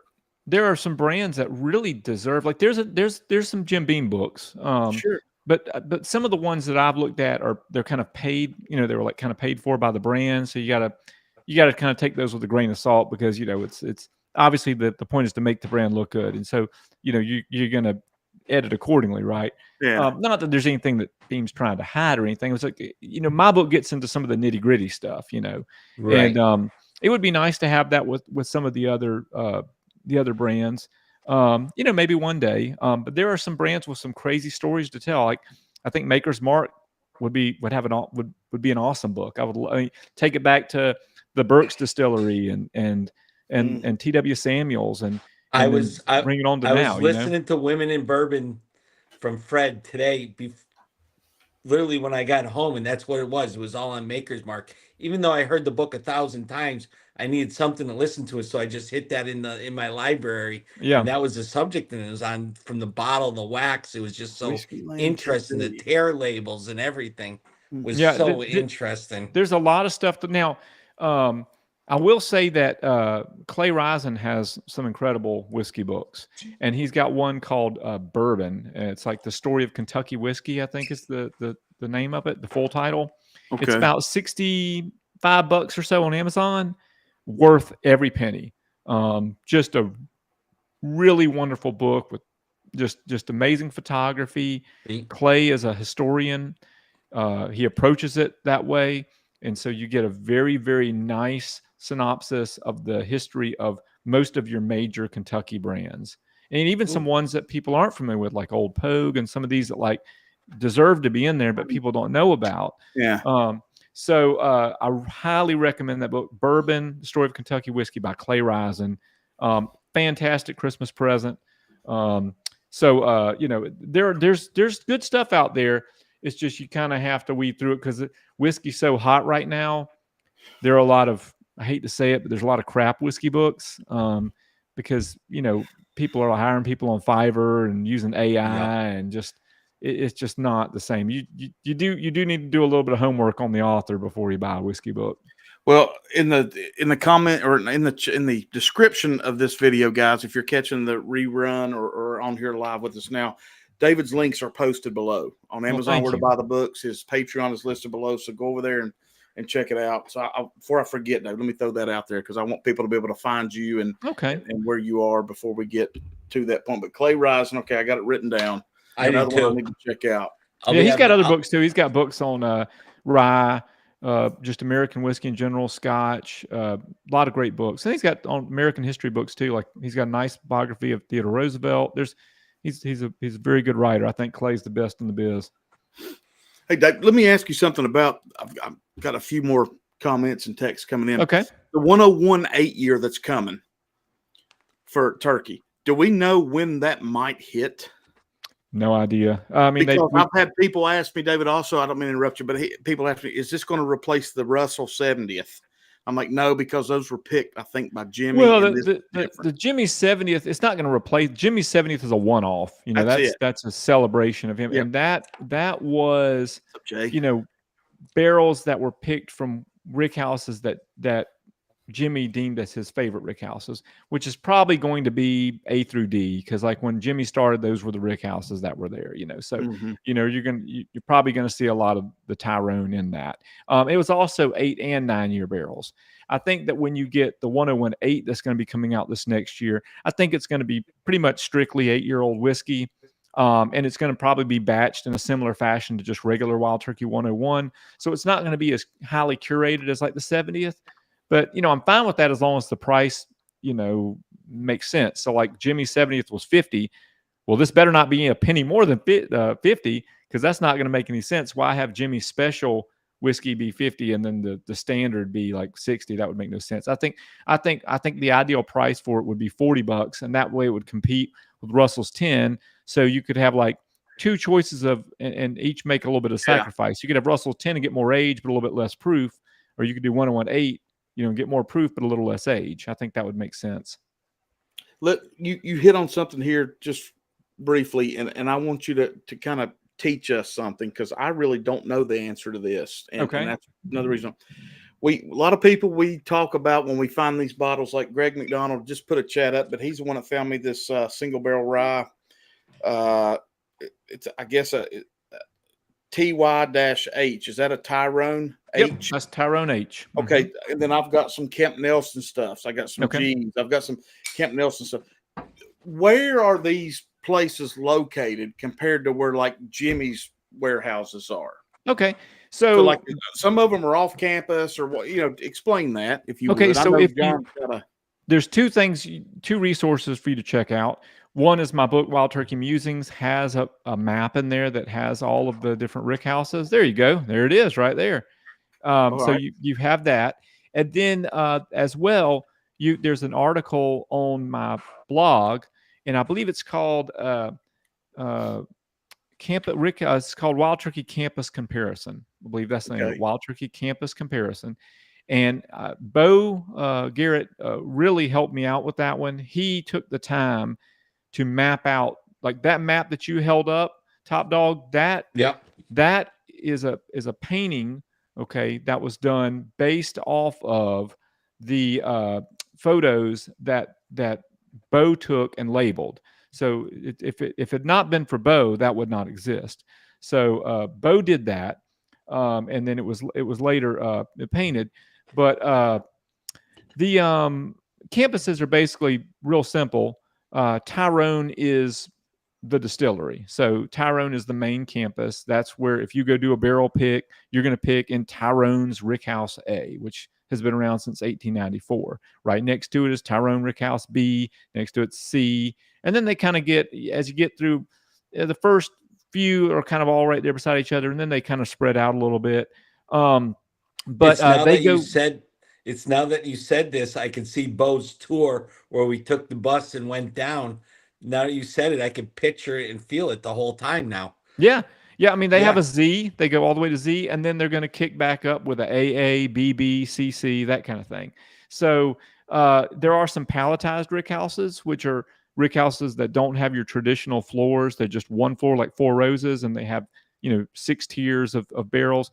Those are typically used for aging whiskey very short, like in a short time frame, like 2 years, to be put into RTDs for Australia and honey and things like that. That's mainly what those are used for. Then you have your traditional rickhouses, and those are used for all of your core products and limited editions. Now, that's Tyrone. McBrayer is another campus. McBrayer, if you've ever been to Four Roses before, if you look across the street from Four Roses, on like Bonds Mill Road, not Cox's Creek, but if you're talking about the main Four Roses distillery there in Lawrenceburg, across the street, you'll see some rickhouses in the woods. That's McBrayer. That location there used to be Old Joe.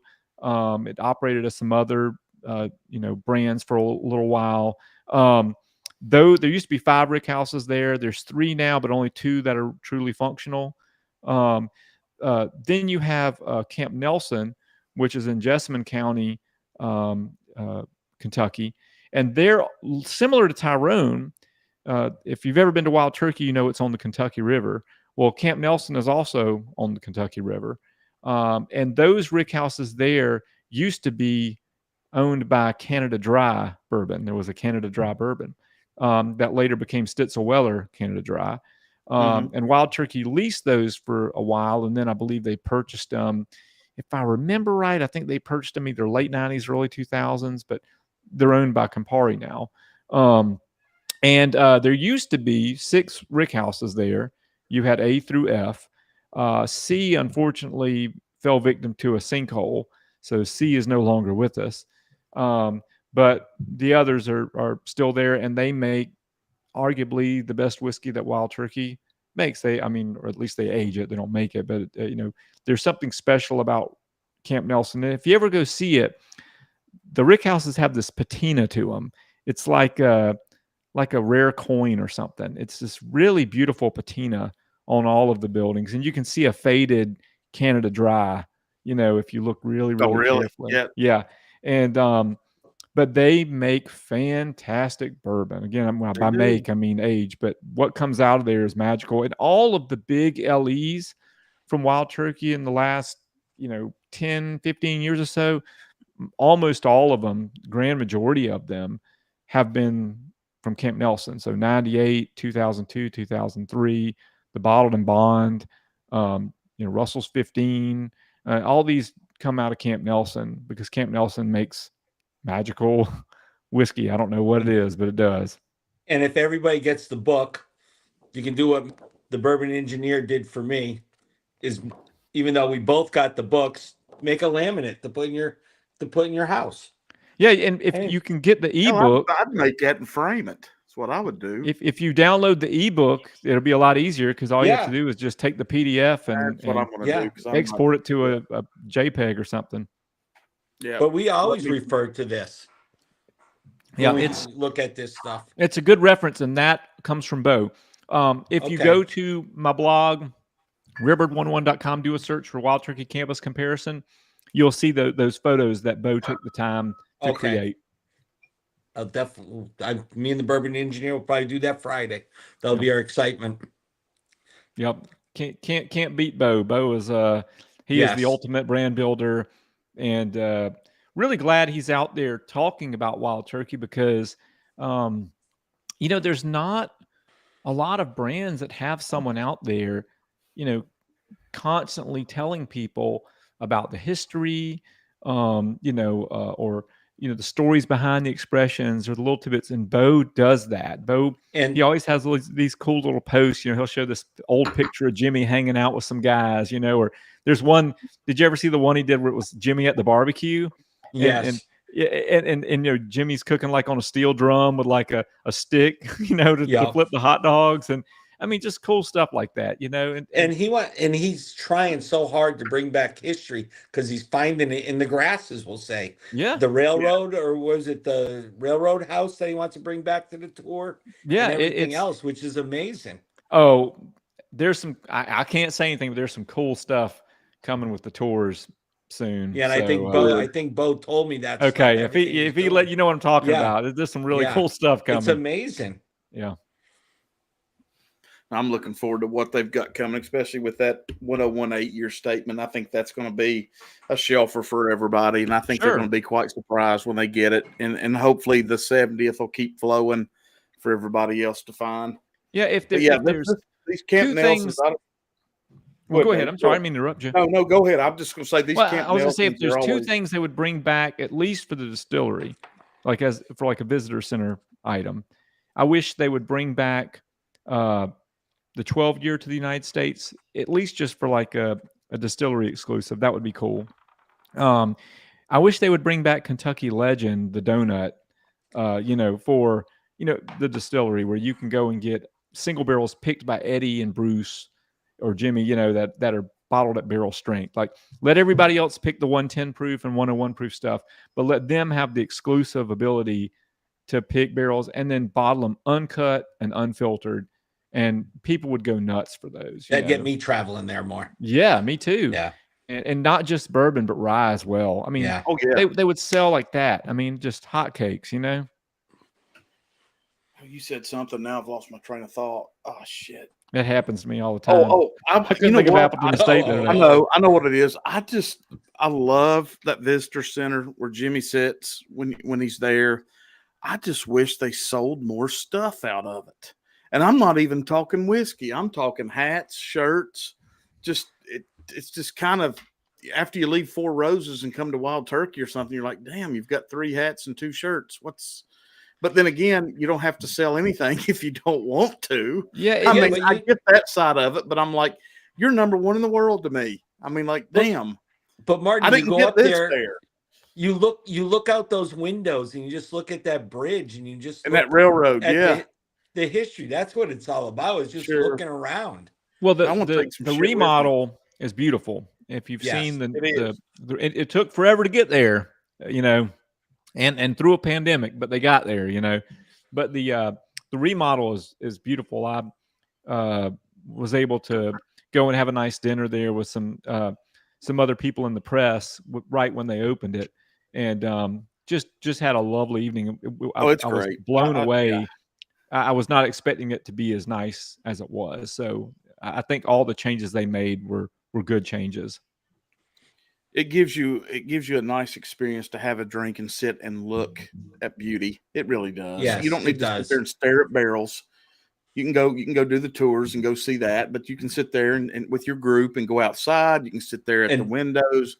I think it's very nice for what it is. And Jimmy will tell you about the bungee cord guys off the bridge. Dude, I missed. Here's how what's funny. he doesn't have rights to the bridge. And When David was talking about being in an Uber, that was the first time I was at Wild Turkey, was during the hurricane. I was there, and I missed Jimmy by like 2 hours.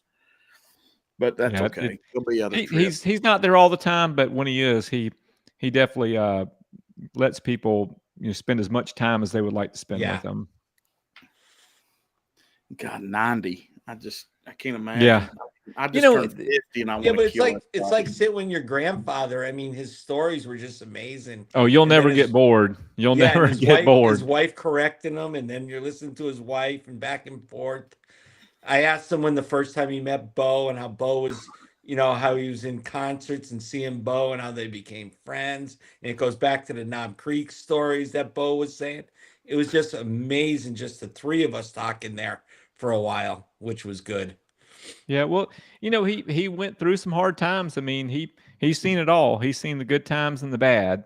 And the reason why they made it through those bad times, because they lost money year over year. I mean, during the glut era, it was bad. It was bad for everybody, and they lost money, like I said, year over year. But I think Jimmy's positive attitude, his way of talking with people and making people feel connected and like they have something in common, even if they're a perfect stranger.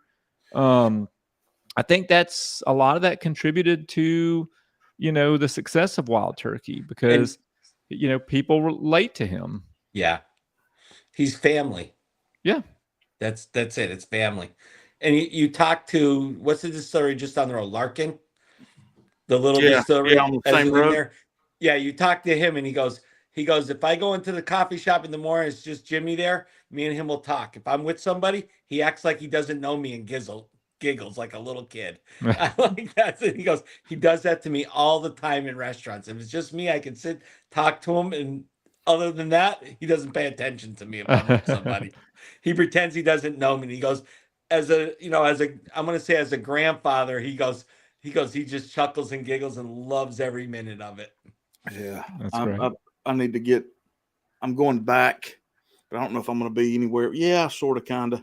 I'm going to do that Bourbon Pursuit pick and then that Green River, but I don't know if I'll be anywhere close to where I can get there.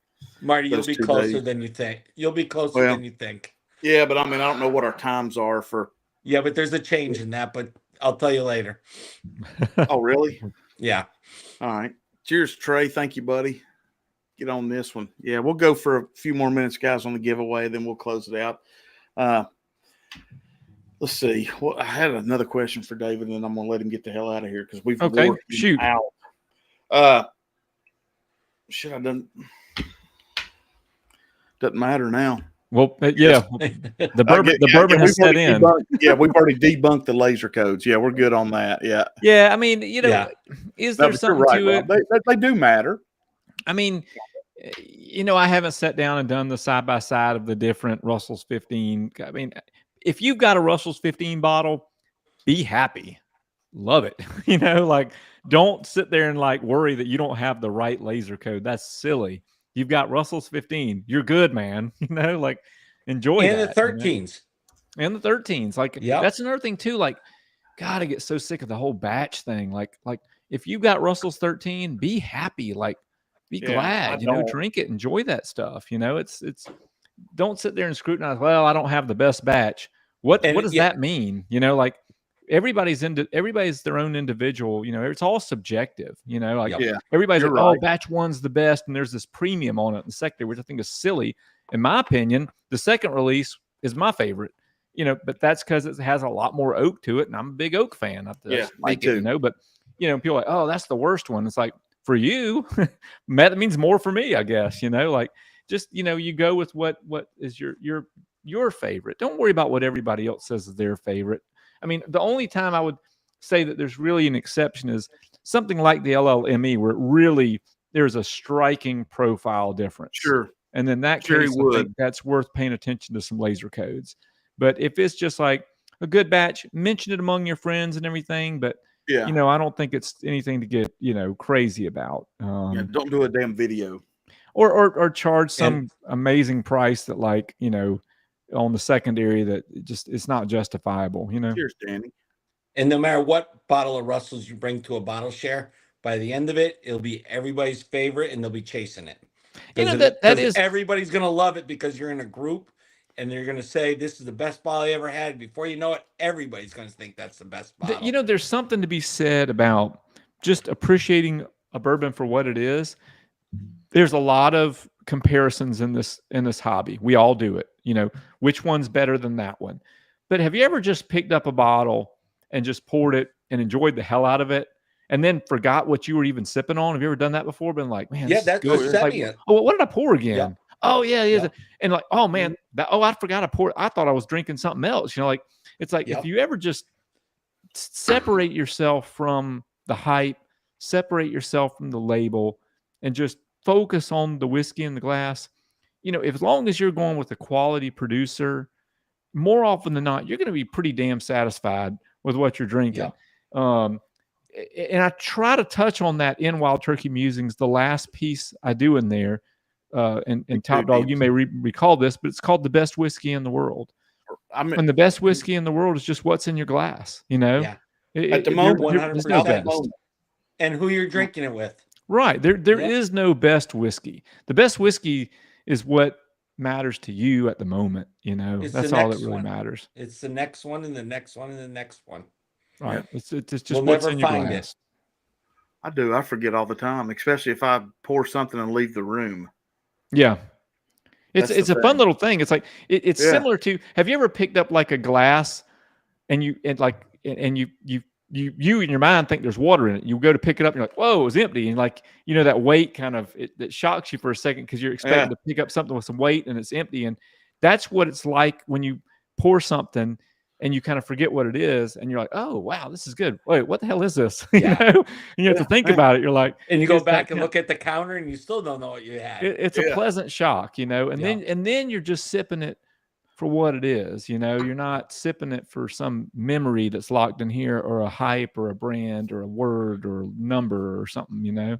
So, well, that's one thing too about being in this whiskey realm is you constantly are breaking things down, and sometimes you just wish you didn't know what you know sometimes. Right. There's truth in that. It's like how many times have we gone to a bar and somebody beside of us orders something and you want to tell them all about it, you can't stand it, and you sit there and watch them, and then they'll put it on ice, and your first thing you're thinking is, God, man, you just ruined that shit, And but that's you. That's the way you drink it. That's up. It's just funny how those things just kind of hit you when you start getting into this. It's like, this is my system, you've got your system, and there's nothing wrong with nobody's system. Yeah, me and Renee's system are different for sure. That's my wife, and it's just totally different. But we still get to the same result at the end. We know what we like. Yeah, you got to do you. One lesson that I learned. And I just want to mention this before I go. Sure. I lost a friend this year. Reed Bechtel was the founder of the group 1789B, which is kind of a legendary bourbon group. Did a lot of picks that are just go for insane prices on secondary. Not that that was their intention ever. Matter of fact, their group has rules against that. Right. But one thing that Reed always did was he would send me these blind kits. He would send me like, 4 or 5 samples, and he wouldn't tell me anything. He wouldn't tell me if it was whiskey, if it was brandy, nothing. Or rum, who knows? He would just send me these little kits, and he'd be like, "I want you to try these, and whenever you do, call me and tell me what you think." And it was so fun doing that because like there was no even reason to do it. It was just like to do it for fun. And the results would always blow me away because I would assume something was something else. And it always kind of just made everything like it took all of the bullshit out of it. And pardon my French. Sure. But No, it's good. Yeah. And I've got a set of 6 samples. The last set that he sent to me, still shrink wrapped by him, up on the top of the shelf. And one day I'm going to just dedicate it to Reed and just sit down and just guess up to the sky and say, well, let's have a cheers to Reed. Yeah, man. So cheers to Reed. Cheers to Reed. He really focused on bit what the true meaning of this hobby is, which is Yes. fellowship and an appreciation of the spirit, and not, trying to like figure out what the latest hype thing is or whatever. I mean, some of the bottles he picked, there was one that last year went for $24,000 a bottle. Wow. It was a Willet that he picked with Emerald. And were they doing picks, David, before it was really like mass picks? Yeah, we're talking about the same groups that were affiliated with each other doing like Red Hook Rye and this type of stuff. Yeah, okay. Old school stuff. But I mean, to him, he didn't care about that. Like it was like he told me he had cases. That particular Willet bottle that sold for $24,000. I called and asked him the story. I'm like, well, I got to know what this is, dude. And he's like, I had cases in my dining room. I couldn't get rid of them. I couldn't sell them for $40 a bottle. It's funny how all this changes, but now all of a sudden it's like these unicorn things. But whole time, Reed's favorite drinks were Rare Breed. Loved Rare Breed. He loved Driftless Glen. He loved Privateer rum. He was big, he loved some Buffalo Traces stuff. He's done some really nice Weller picks over the years. But he also sounds like the guy money. that would have took that $24,000 bottle, sent it to you just to see the smile on your face when you opened it, because the money was nothing to him. He just loved helping people. It really he opened me up to a lot. Like I tried Driftless Glen for the first time from him, and not knowing what it was, and it was eye opening, because they make really good whiskey at Driftless Glen, but I would have never picked up a bottle had it not been from him sending me a blind sample. So I think there's something to be said for trying new things and going into things with an open mind, not preconceived notions, and having fun and not knowing what it is. Right. You can't know what it is, but I like it because I either do it with my wife or one of my good friends, and we always try to guess what it is, figure out what it is. We do that Thursday morning. We call it our Tennessee breakfast. And I'm wrong all the time. Everybody. Same with us. If anybody that says that they can guess it, they're just lying. I'm sorry. Like when you taste blind, you can get lucky, and you can do things. If you do it enough, you can guess proof pretty well. You can guess, the spirit type pretty well, but narrowing it down to an exact expression or brand, like it gets really, really tough unless there's, of course, Dickel. There's things that like really stick out, but for the most, it's not easy. And if you do get it, it's because you remember their library or a video they put out, and that helps too. That helps too. That's the only way you're going to get that single bottle. Otherwise, you would never get it. Right. Yeah. Well, David, I want to thank you for taking time on a Tuesday in the middle of the holiday season. Enjoyed it. It was fun on our channel and giving us an update and teaching us all this great stuff from the warehouse to what to expect to stupid ass laser codes that we don't need to worry about other than maybe looking at the LLMEs. Well, I mean, like I said, the next laser code could be out there, but it's got to be a significant flavor difference, really, I think, to warrant a chase. And I don't think that some of these little things where it's like, one limited edition was bottled on several days in a week. I don't really know if that's worth going after. No, But I agree. what I like to tell everybody is just like I did, fall in love with turkey, go get David's books, learn them, photocopy maps, just enjoy the product and drink it blind and Well, then thank make your you. decision. I agree. I can tell by what's Yep. behind you there. You are definitely a wild turkey fan. Yes, I definitely have some turkeys in there. Yes. Yep. And I know Marty's a turkey fan too. So It's Yes. a no-brainer. Yeah, they're absolutely. and it really, a lot of that is because of the true, authentic, genuine nature of the brand and the Russells. It's easy to poke at the pricing sometimes, and and then there's things that happen like reserve bar crashing and stuff, and everybody gets mad at Wild Turkey. All in the grand scheme of things, that none of that stuff means anything. So you can No, you're always right. just go get a bottle of 101, a rare breed, and sit back and enjoy it. And Jimmy would love that. Whenever the plane lands, I get a 375 of 101 to take wherever I'm going. There you go. There you go. Yep. Guys, down in the description of the video, like I said, we've got David's links. We've got his Patreon listed. We've got on the Amazon link where you could buy the book, his latest release. Guys, the best way to get these ryes and stuff that David's putting out is get over there and join Patreon so you can get the updates on when they're coming. Raking Tor 3's coming apparently very soon. I thought it was going to be a couple months out, but I'm glad. Well, it's ready. It's ready. It's ready to be bottled. Yep. There's no reason to sit around, let it sit in some tote just to waste away. No, especially this one, because frankly, I'm excited as hell about it. I mean, It's not really a good idea to come out with something in dry January, but if I have to buy it all to drink myself, I will. Yeah, I would ask my wife to pour me blinds, but then she would know how much I drink. Oh, that's pretty damn good. William, the problem, I do all my blinds with my wife. Her collection is better than mine. Oh, man. Yeah, that's cool. Listen, it's Renee's picked a couple of the best barrels I've had all year. That's I'm awesome. just being honest. So that's a good all right, deal. guys. Well, I'm a jet out. I know y'all got a contest. Thank you. We'll get to it shortly. I really appreciate it. It's been a fun time. I love, talking with folks and answering these chat questions and all that. And I just want to let everybody watching know that, if you want more information about wild turkey, you can go to rarebird101.com. There's a contact form on that website. If you do it, it's not like of other websites where it just goes in the Neverland and you never see it again. I do get those and I do answer them. He does. If you got a question, shoot it to me. You can message me on social media like X or Instagram. Those I don't get to as easy as the emails, but I do. I try to answer every one of them. A lot of times they end up going into like a spam folder, and I have to go dig them out. But shoot me a message. I'll be happy to help you. And cheers, you guys. Thank you for having me on. Cheers. Thank you. David, I'll holler at you in a couple of days. I'll shoot you an email. Okay. Thank you, buddy. And if I don't talk to you before then, happy holidays, man. And thanks again. Happy holidays. Y'all too. Cheers. All right, buddy. Cheers. Cheers, man.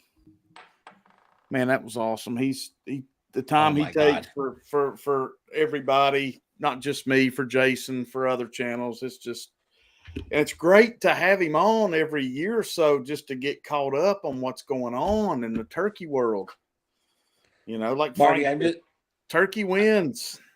I just want to say thank you very much for inviting me as a co-host. Oh, hell, you can pay me back later, you cheap. I know. I always have to pay you. Damn. Well, no. I really want to be part of it. How come you're my employer and I have to pay you? See, that's when you've got it figured out. I didn't wear no Top Dog stuff tonight. Well, that's because you wanted to stay online. Thanks, buddy. That's funny, Marty the Mooch. Hey, I feel like doing a blind. What do you think? You gonna do my blind? I mean, now that's up to you, or I can do it another night. No, with 44 people, I want to see you open that blind online. All right, let's do it. And I want to see what you have.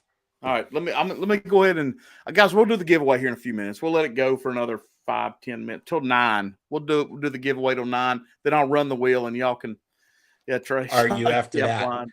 But let's go. But stay here until he opens his box. Okay, this is a box of Girl Scout cookies that is taped up. And Yep, and it's it says do not open cookies till live 1, stream. 2, 3, 4. And it's a blind. Yeah. So can I open it now? Yeah, open it Okay, up. Let's see all right. what you got. Let's see what we got here. I'm kind of scared. I'm afraid something's going to jump Why are you out. going to be scared? It's a I'm very kidding. good blind. God damn. I think right. you'll really enjoy it. What the hell is this? That's your blind.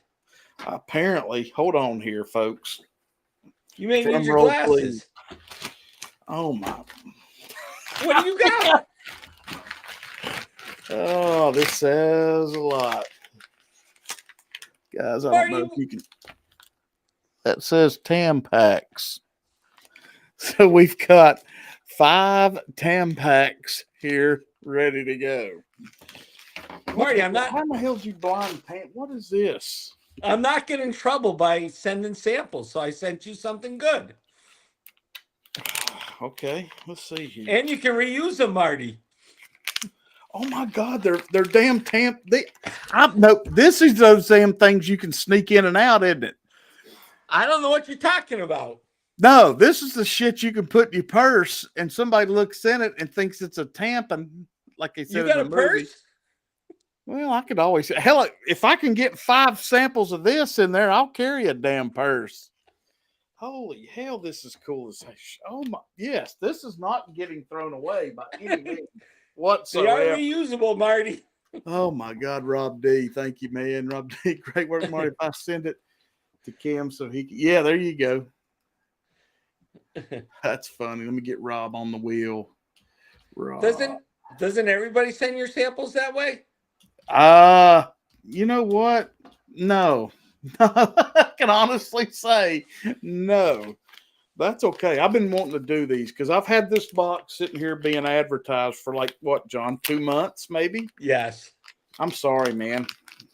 That's okay. I've been behind. I know, guys. I was sick 2 weeks ago. Then I got a new car and I had to pick it up in North Raleigh last Tuesday. And Marty, what are you opening? huh? How's the packaging on those? It's great. It's easy, and they're reusable, like you said. Henry D, thank you, man. I appreciate it. Guys, get over and like and subscribe so you can follow the channel if you haven't yet. And maybe Marty will send you your samples. And I'll send you some samples, maybe in a Tampax case here. Like John said, if you can't come over here to this stream and laugh, you just need to do something else. All right, let me get 1, 2, 3, 4, 5. The top dog numbered glasses because these are the best damn things in the world. Numbered or letters? I'm going numbered because these are numbered. Okay. Where's number 1? Right there. All right. Rob says, this is it. Training my hair to look like that David Jennings hairdo. I would love to, but don't have any hair. You got that? Yeah, that's me too. Him and Greg are going back and forth. All right, let's pour number 1, which is in the Tampax test tube. Sure hope Renee gets to see this. Now, do these just twist off, John? Oh, they're taped. Sorry. Well, tape them, twist them off. No, it's fine. I just didn't want to break something because these are going to be a special. When Top Dog says give it away, I'm going to do a giveaway with these. My tie doesn't fit well. Yeah. I'll just keep the hat on. Yeah, there you go. All right. Well, there's number 1. All right, guys, I'm hurrying. Here's 2. Take your time. The only thing you're going to do, Marty, is put them in proof order. I'll do what you tell me. You set it up. Yeah, just put them in proof order. Pick your favorite. And all right. That's it. You can try to guess distilleries if you want. All right. I can't believe with that shit Dan sent me last Monday, I actually bottle guessed one. Yeah, but we went through that. It's just lucky. Oh, I was pure. Well, what was funny was the bottle was sitting right there on the floor looking at me. And I was like, what's the odds of that being this? So I went with it. I was like, yeah, this is JTS Brown Heaven Hill all day. I said, this will be under 30. Marty, are they twist tops? Yeah. Yeah. Twist You off. really like those. These are great. This is the coolest. I can just leave the number on them. Yeah. Oh my goodness. This is so cool, man. I can't believe no one's ever sent you those. No, nobody likes me this much. This is the cool. Where did you find these on Amazon? I don't know. You don't know. I don't know. Damn. All right, let me make sure I didn't miss a Venmo or something here real quick. Marty, I send you a box. Yeah. I put a box in my room and I just start laughing every time I put the next item in it. I mean, you don't even, it's not even at the post office yet, and I'm laughing at the next box. Oh, jeez. All right. Glass one.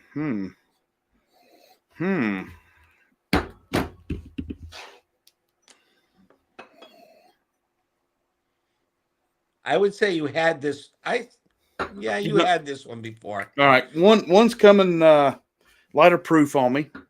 Okay. Sweet barrel buffalo-y to me. Just Okay. a shade. Yeah, guys, it's in glass one here. Love the nose. Because you know what? It's funny, man.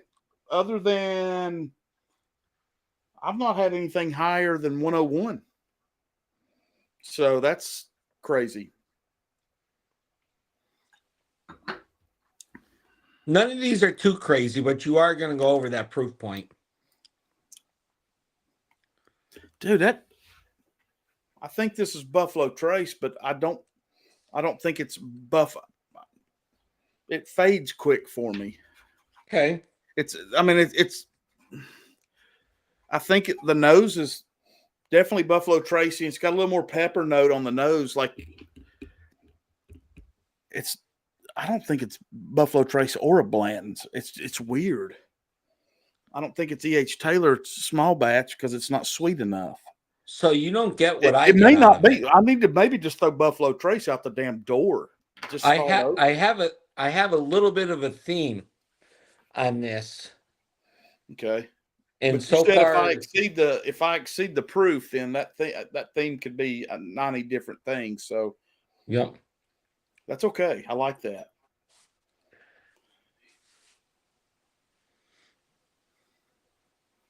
I like that, John. I like one a lot. One's coming off refreshing. Damn, that's a good one. Let me ask you this. Yep. Is number one possibly a pick? No. Really? Damn it. There's only going to be 2 that will be picks out of the 5. Okay. Maybe 3 because I'm not sure on the 5th one. Guys, we'll go 2 more minutes and I'll spin that wheel and give this bottle away. Y'all don't have to. Y'all been with us for 2 hours. We know it's been a long night, and Todd and Andy are going, and Hawk, and we appreciate everybody a lot. I think we missed the Hawk. Yeah, I put a super chat in while he was going. Just to told him I said trying to multitask. But yeah, I love one solid. I'm gonna stick with Buffalo Trace. I'm not sure. Okay. The reason I wanted to ask you, John, if this was a pick, because if it's a pick, I think it is Buffalo Trace. If it's not a pick, I don't think it's. I don't. What do you think the proof is? 93 to 98. Okay. I'm gonna stick. Buffalo Trace is what, 94? I don't know. I can't remember. Okay. I'm gonna call it 93, just okay. because it's solid. It doesn't jab me with a lot of exterior notes that are like a heavy barrel. I do get a beautiful vanilla on this, but not a lot of caramel, not a lot of spice. I like it, and the color's a little bit lighter. But I dig it. And the thing is, you haven't mentioned what I get on it. So hopefully the next couple you'll get what I get out of them. Okay. Well, I mean, what do you get on one? You can. I'm not telling you because it can reveal everything. Okay. All right. I'll go to 2. Ooh. This one might have a little age compared to 1. Yeah, that's a little bit darker. Let's see if you can get that in there. Maybe that mouse will work. Yeah, you can see that now. William Hall. What's this? Oh, hell, I've missed some shit, I guess. I don't think so, but I hear Vagisil does. Oh, good Lord. Okay, hold on a minute. Brian said, Marty, be careful. Top Dog got it. That's, yeah. I wear a bra, so I'm sending mine in douchebags next, Tracy. That's my neighbor, Brian. I love him. Did you see what Corvette Trey said? Yes. Son of a... That's awesome. Marty, I didn't mean everybody bring the comments on this, but you know, dude, this is where you can come and have a good time, and it's called packaging, and that I don't want to get caught anymore. So yeah, no. Did you get my text that Phil kicked freaking old Dominic out against Green River? And I'm like, what? I texted him. I said, what the hell is wrong with you? I knew he was going to do that. I mean, Green River's great, but I was like, dude, this is a different profile, man. Marty, I went back to the 2 and I agreed with him. All right. Well, but we're still in it. Whoever set that blind up knew what they were doing. We're going to find out tomorrow. Oh, are we? Yep. It should be tomorrow's video. Well, because it moved on for Julie. Right. That's what I'm saying. Tomorrow. So we'll see if it moves on for Julie. Yeah. Okay. Yes. All right. I'm going to go 108 proof on 2. I think it's at least 13 year.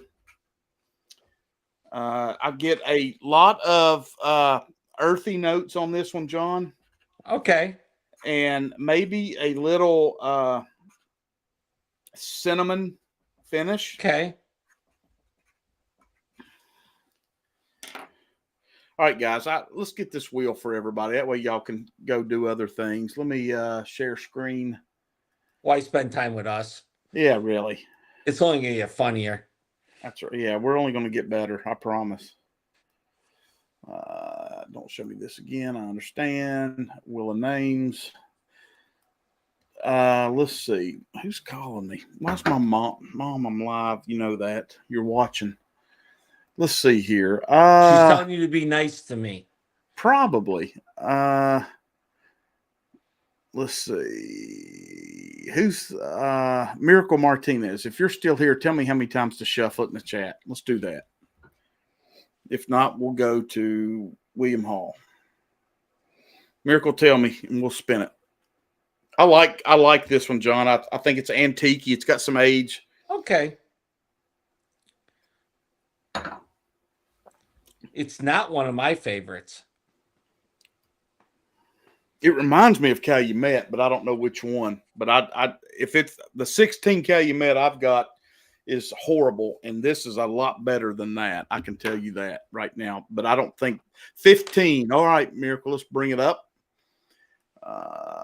Boom, add, share screen. Oh, I've already got it. Show on screen. Let me go cancel. Sorry, guys. Y'all see that? We see it. All right. 15. 1, 2, Random 3, 4, 5, 6, 7, 8, 9, 10, 11, 12, 13, 14, 15. This is for the bottle of the LLME Russells. Good luck, and thank you all for supporting Whiskey Nose. It does make a huge difference. Oh, my Lord. That's the closest loss, I think. John, I'll find you one. Rob D. Awesome, brother. That's awesome. So, Marty, I got to go. I bet. I got to go. Rob D. whiskeynose21@gmail.com. Holler at me. Oh, shit. Did somebody just send me one? We Cindy, can't redo it. I'll get you something, Cindy. I got you covered. I need to get Cindy a damn Glen. That's. Hey, you got them all. You got them all.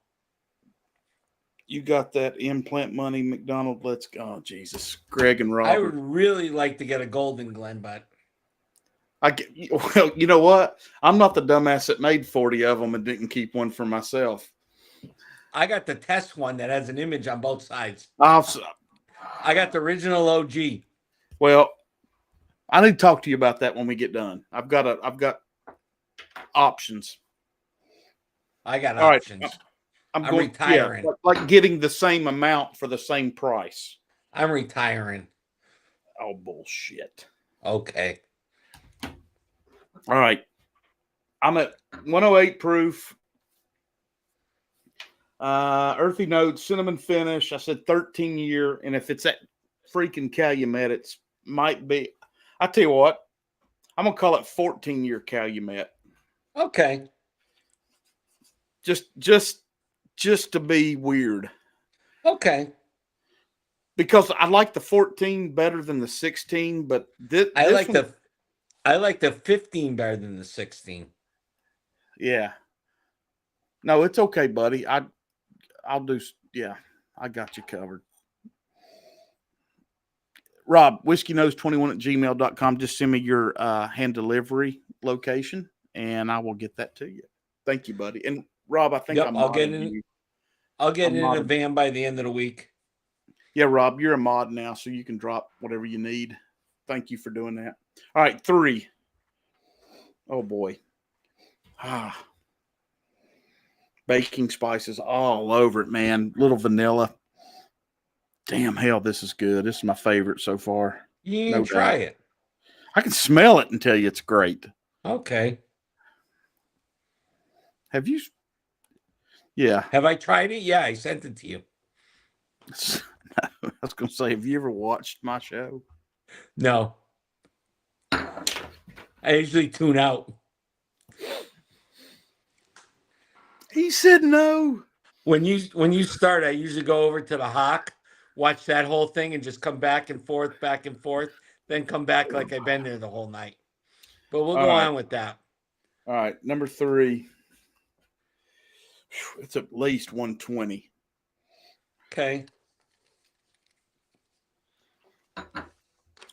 That's a single barrel. I can tell you Correct. right now. I don't know what. That is a single barrel. Correct. Damn it. You said only 2 of them were right. That's It could be okay. 3. I've got I don't 2 know. more to go. I've got 2 more to go. And All one right. of them's I don't not. know. You're never guess the distillery, and I'll be happy. Shit, you think? Hell, I would too. You still got to put them in proof order.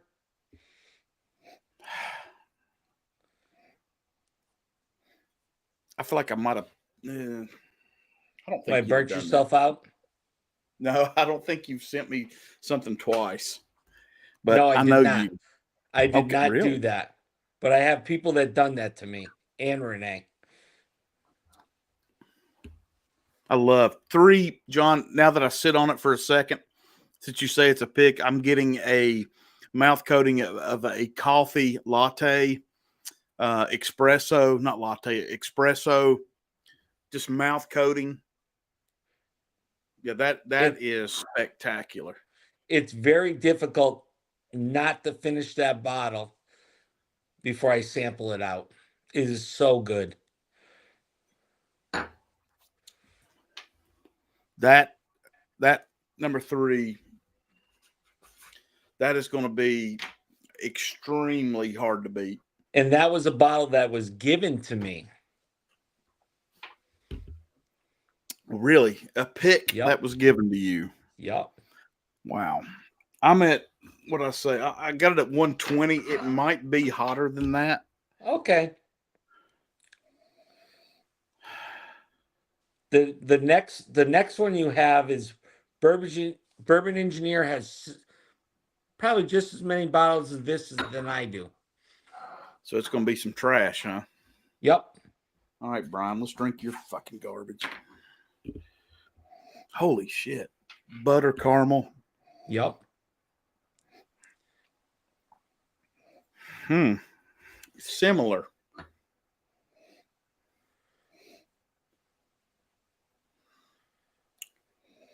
It's not the same. No, I don't think it's the same bottle. No, I Yeah. can definitely pull different notes. Okay. Three has more, a little bit more baking spice, punch in the face pepper on the nose than 4 does. But 4 is more sweet, caramel, honey, butter.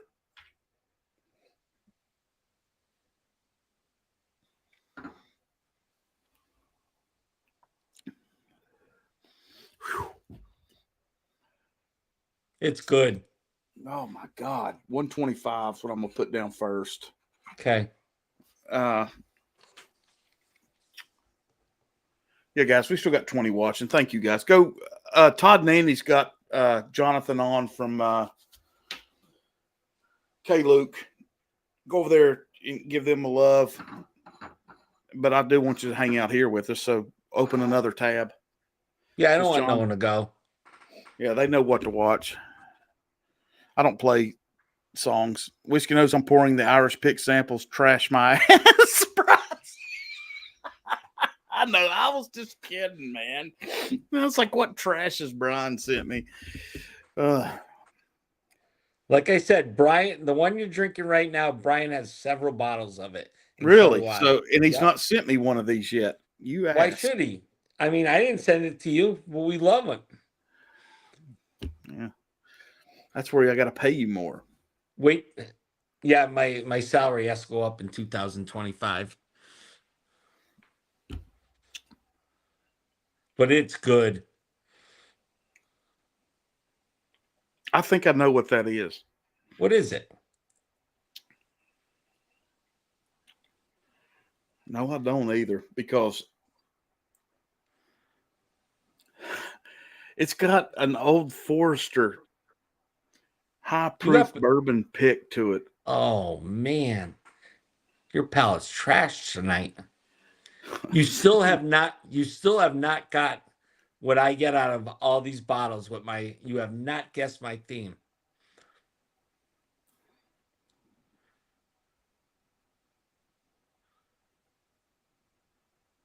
I don't know. I'm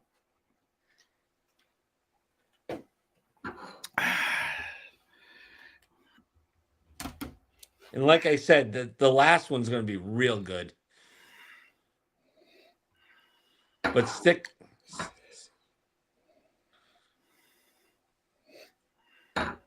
Boy, 3's changed for me good, though. Lots of similarities between 3 and 4. But that 4, I think it's got more proof, and I think it's just, holy hell.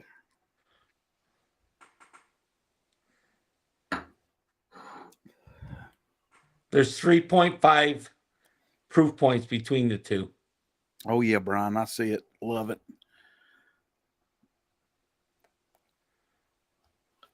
All right. On to 5. Okay. 5 should be easy for you. Really? God almighty, it's a dark age. So 5.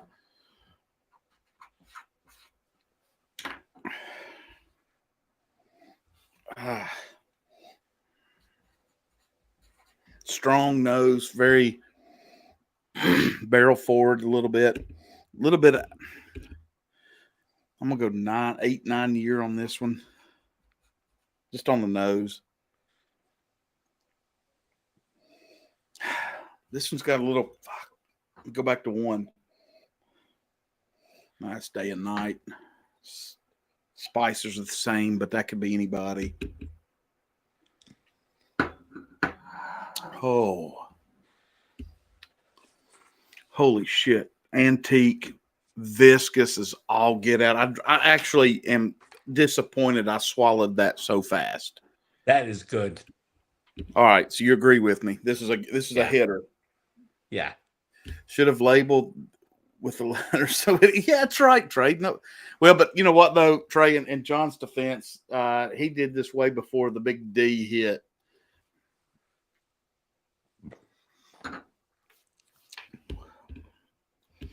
Yeah, I'm gonna go 130 proof. Just okay.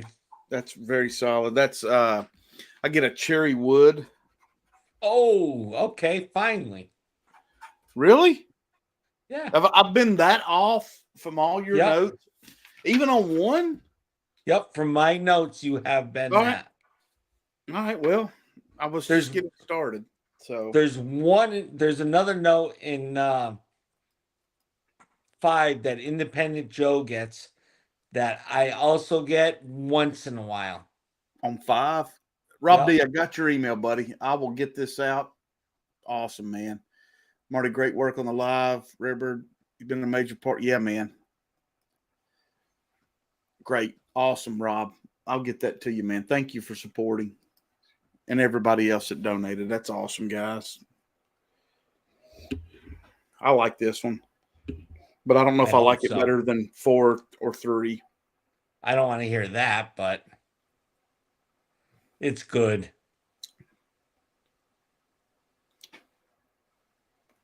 Wait till you find out what that is. I know. I got an idea what this might be. It is one of my favorite that I had. I think at this proof, I've got it at 130. Okay.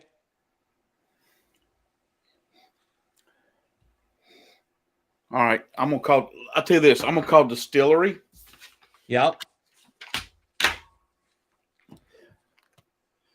And I'm going to put it in the damn chat so everybody knows, because I don't want to write it down because they'll think I think Okay. this is the Distillery for this one. And then once you do that, I'm going to ask a question. All right. Do you get pineapple? On the nose or palate or both? Both. You got the cherry. Well, I'm going to get what I've put down. I think this is a stag. I just don't say nothing. I just I put Buffalo Trace because of the proof point. This is the only thing I know from Buffalo Trace I've ever had that has that type of proof that can be a stag. And I don't know if this is a pick or what, but this is at that proof point. When I got that cherry wood, for me, that's a Stag Junior. But you said pineapple. See, I have a hard time between I get the cherry. Bless you. I don't know if I don't get pineapple on the nose, but that doesn't mean it's not there. But that's Independent Joe, Big Vic, and like 7 other channels. But if you don't get it, but that's okay. I'll tell you, on the palate for this, guys, what I'm getting, and this is number 1, hands down. This is number 1. It almost goes. Here we go. I've got the order of proof. I mean, I can tell you the proof, but I've got the order. What's my favorite? Okay. I've got the proofs written down, so I can do that. Okay. But this, John, when I taste this, it's very, very limited on the front end, guys. And then early palate, it starts to take hold. And then from late palate to finish, it just absolutely opens up like a damn. It's good. Bless you. That bottle right there wouldn't make it in a share between John. That bottle between me, you, Brian, and Renee wouldn't make it through the night. And I think the same of bottle 4. Actually, yeah, I can see that. Yeah. You know what? Bottle 4, I've got it at 125 proof, and I could see that being a killer hitter. Yep. All right. Let's do a little reveal here. Okay. I'm going to tell you, I don't want you to say nothing. Yep. Because I'm going to tell you what my favorites are in order. And then I will give you the proof points which you asked for in order. Yep. And I'm going to say, do not change anything that you told me I'm done, before. dude. I'm getting ready to put a pinch of snuff in now. So, all right. You want me to go least favorite to favorite? Least favorite. Number 2. Thank you. Next. Number 1. Correct. Next. 3. Okay. Next. 4. Okay. Yep. You did. 5. Yep. 100%. That's what I wanted to see. Now, when I got to 3 and 4, you were like, "Yeah, okay." Do you want to There's tell me this- that in a minute? Yeah, there's a story behind that. Okay. And you said a theme. I think You're not going to get the theme. I think 2 of them might be from the same distillery. Yeah, but you're not going to get the theme. All right. So the theme was last week, Jeffrey gave you everything that tasted like cherry. okay. I can And see for that me, I get a lot of cherry out of these picks. now. Okay. I can definitely, dude, it's there. Hands down. Yep. Yeah. But other than that, you did awesome. All right. You may go lowest proof. Yep. Number 1, I said was 93. Yep. 100% correct. Is it really? What is Yep. it? Oh, you can tell me after we're done. I want to Yep. go back to don't say bottle. Don't say what it Yep. is yet. All right. I did good there. So I think and I've got distillery, I have Buffalo Trace. We'll just leave it at that. Don't say nothing. Okay. I don't know if that's a Buffalo Trace or a Blanton's. That's the 2 I Okay. was between. It was not sweet enough, and the cherry wasn't there for it to be a Okay. E.H. Taylor. The next one I have number 2 at 108. Okay. What's the proof on 2? 106. Shit. Earthy notes, cinnamon finish. Not crazy about it. I think I might have had it. I'm not sure. You've had it it. reminds me. Go ahead.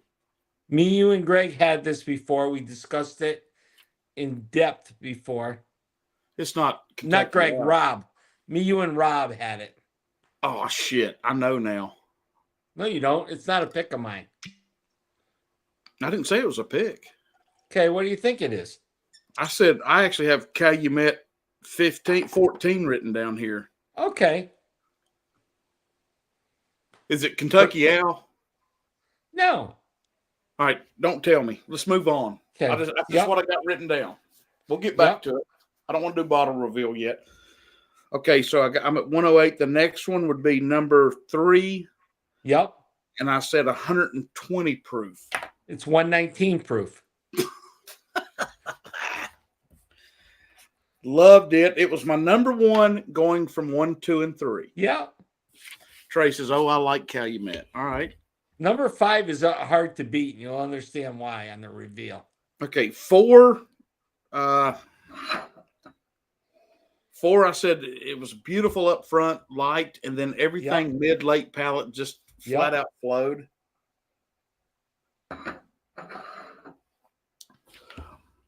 I get a lot of similarities between 3 and 4, but 4's finish is just unbelievable. 4, I said, is a $1.25 in proof. It's 125, 122.6. Really? Yep. Well, that's So still you're close. That's still 122.6. Yep, you're within 3. All right, 5, the banger. Yep. I've got 8 to 9 year, and I've got written down John Cherry Wood. Okay, I do. Okay. And this is when you said you finally got on the damn page of cherry. Yep. I've got it at 130 proof. It's 127.6. And So I you said nailed Buffalo it. Trace, and I just if it's that high, it has to be either a George T. Stagg or maybe a Stagg Jr. I don't know. Okay. Can you see that with the cherry wood? Because I get a lot of cherry wood on the George T's. Yep. I love this. This is freaking good. I'm good. trying to find the pineapple. I do get citrus. I don't know if it's pineapple though. It is, out of all their picks, number 5, that is my favorite of all time. Yeah, I love 5. 5. All right. What'd you say So the proof 5 was? 127.6. Damn, that's close. I So did good on 5 was not meant to be in there, but I just love it, so I put it in there. Well, I can't wait to find out what it is because it's stellar. I agree with you. Okay, so I've got them in order 2, 1, 3, 4, 5, as in what I like the most, and then we Okay. proved them. So I'm gonna turn it over to you. Okay, so number 1, you nailed 100%. Buffalo Trace stuff. Blanton's I wasn't regular sure, though. 93 I'm not- proof. Yeah. I got you, Ben. All right. Yep. I knew it was one of the two. I just get that. Yep. You nailed it. Number 2, Calumet 16.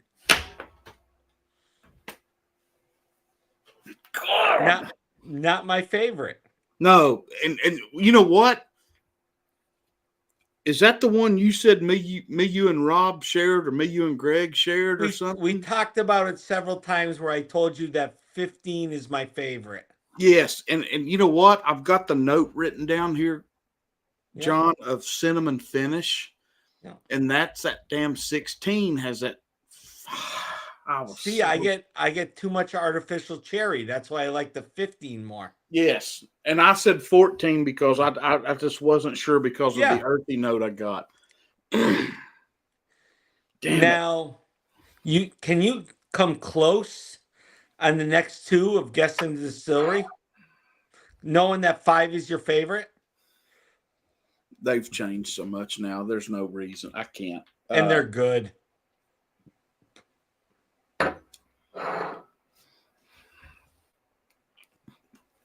I'm just looking at chat. I agree with Brian 100%. Yeah, I need to catch up. I like the 16 better. Yes, sir. There's some 16 bottles that are great, Trey. The one I've got is not. I'll bring it. Paul P. Marty giving us. I'm sorry. I don't mean to do that, Paul, if that's what I'm doing. I did good for 2 hours not doing anything. I apologize, dear Lord. Yeah. Miracle. Yeah, all right. I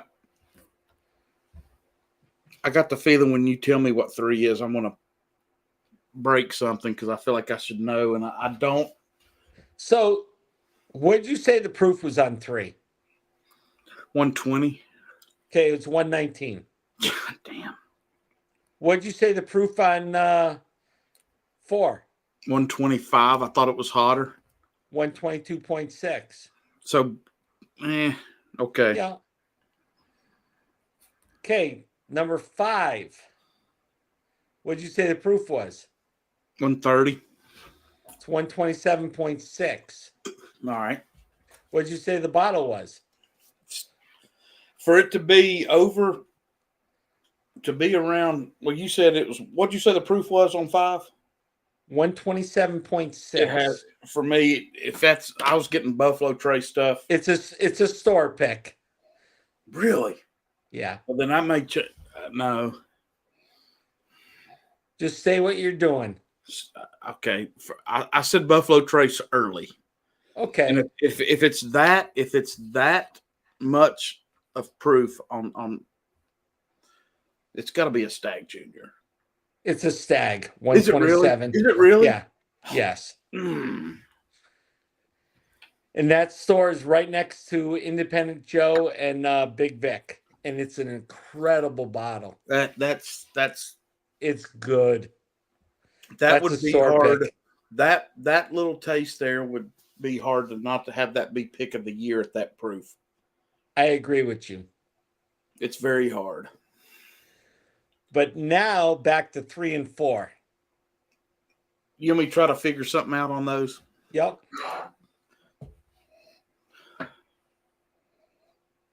Do you know an age on these? Don't tell me if you do. I'm going to say between 4 5 and and 6? 7.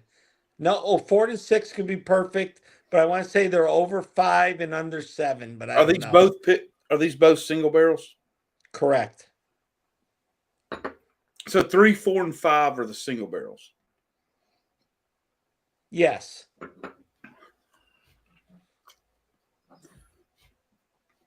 This is not. It's a bourbon. It's not rye forward at all. I said Old Forester a minute ago, but it's not that spicy. But it's good. Just, I don't know. Tell me. All right, you know me. Have you? Oh, hold on. What have I done Hold all on. Hold year? on. Stop. Have you done multiple picks of this? Correct. What are you in store for on February 20th? Fucking Green River. Yeah. These are great. Are these Green River picks? Yes. Wow. So Oh, number 3, when I told the distillery what I like for profiles, that's what they brought out for me. what'd you And I tell? loved it. Number 4 is another friend of mine who did a Green River pick that I was not involved with, but is extremely good. But they're both Green River. So you want to know what did you say the proof on 3 was? 120. It's 119. Why can't I do this when I'm battling somebody? Okay, what did you say the proof was on 4? You said 125. Yeah, It's you said 122.6. It's 122.6. Where'd 4 come from? Did you say? 4 came from the store you had me get the old Dominic from. God almighty. But he closed the store. He sold it. Is it still open, I guess, with the new owner or New owner, but so the store that I go to, I do all my business with his nephew who trained him. okay. Yeah. Wow. So those are good. I did pretty damn good. I'm gonna toot a horn here. No, you did real good. I wish on number 1 that was. You had it. Well, I got the Blanton's. Buffalo Trace right, but I didn't know if it was a Buffalo Trace or a Blanton's. It just You said it. You got it. it doesn't count if I didn't write it down. I know. When you get off the stream, all you're going to say is, all I want to be is a dentist. Wow. Oh my gosh, dude. That is killer. Let alone did it come in tampon bottles. What did it come? Marty, I didn't hear you. What did it come in? I said, let alone did it come in tampon bottles. So anybody just tuning in, I'll show you. They came in these tampon wrappers. Hold on a minute. We'll show you everybody. Then we still got a few watching. Hold on a minute. Let me get this to work. See, it says tampon right here. And then these are more like test tube bottles that go down in them. So anytime we start going to bars, my wife's purse is going to be loaded with these. They're going to be like, God almighty, what's wrong with you, lady? And you could buy a box of 12 of them, and the box looks beautiful. Nobody will know the difference. Wow. Man. Marty, it was a fun night. You're not kidding. John, I know I don't tell you thank you enough, but I want to say thank you to you and Renee for, and of course, Brian also taking care of me like you all do, like no others. And this is fantastic.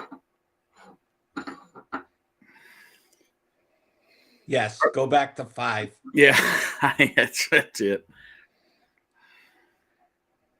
That's a tough one to pass up. And I would go 3 is the next one, the tough one to pass up. 3. Yeah. The Green River. Yeah. Great shot.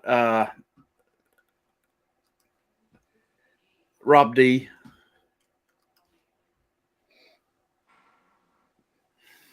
I'm trying to find more guys for everybody. What's funny when this laser code LLME came out, the store in Garner where I work probably had 8 or 10 of them on the shelf, and I was like, whatever.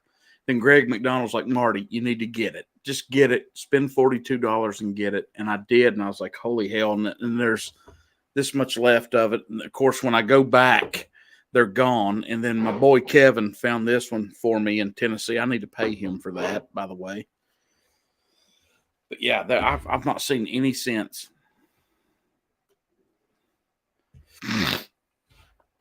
Hell, I never did open John's key.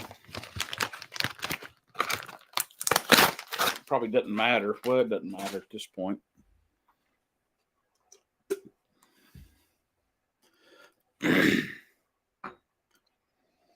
Yeah, guys, if I see everybody still in chat, if I see any more of these 70th anniversaries, I'll get all I can possibly afford and offer them to everybody, because you got to get that bottle. And like I said, it's supposed to be widely available, and I just don't know when you're going to see it. That's the thing. I've seen it once. That's kind of North Carolina for you. To my wife, you did the flight containers, and she said, that's funny if you're 12. She hurt my feelings. You're muted. There you go. Still muted. Yep, you never sound better.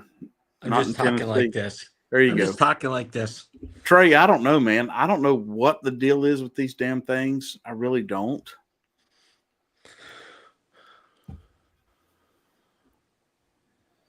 Yeah, 5 special. I'm going to save that. Let me go back to 1. I like that little Blanton's a lot. Oh, man, you're letting me down. I do not like Blanton's. You don't? No. It's all artificial cherry to me. I got you, Trey. I see. That's Blanton's is the bourbon taste. God, in 2019 or 2018, it was Christmas Eve. I was at my dad's house, and he goes, "Here, son, I want you to try something." And of course, I roll in with a case of fucking Miller Lite for Christmas Eve, and he goes, "I want you to try this bourbon." I was like, "Okay." And he goes, "Let's nose it up. Tell me what you smell." And of course, me going, "Oh, it burns." The whole damn, But yeah, that's the one my dad gave me first to get me on this kick, and I was like, and he's the one, and I've used it multiple times, teaching people and stuff. Is like, when you try a bourbon or a whiskey, whatever, it's like jumping into a swimming pool. You have to do it 3 times. The first time when you jump in the pool, I don't care if I tell you it's 98 degrees, it's still going to be cold, and it's going to shock the body. It's going to shock the palate.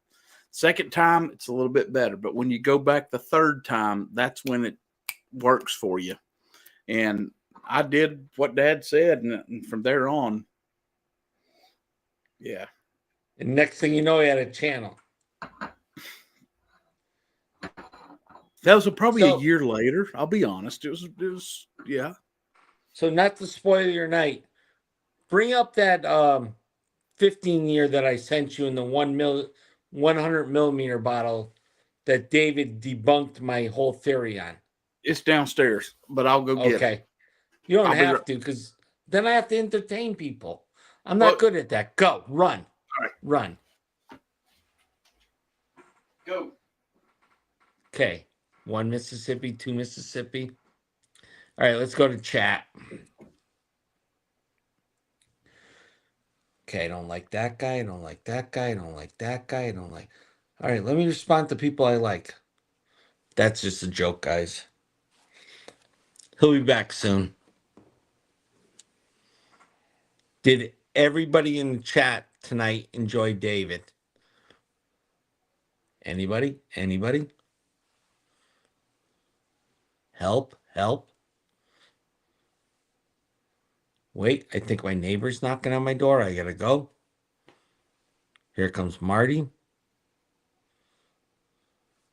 We're losing viewers, Marty. Get back soon. See, I like Mr. Great Shot. He was part of one of Mr. Great Shot has the very first night that I ever did. That's what I like to see.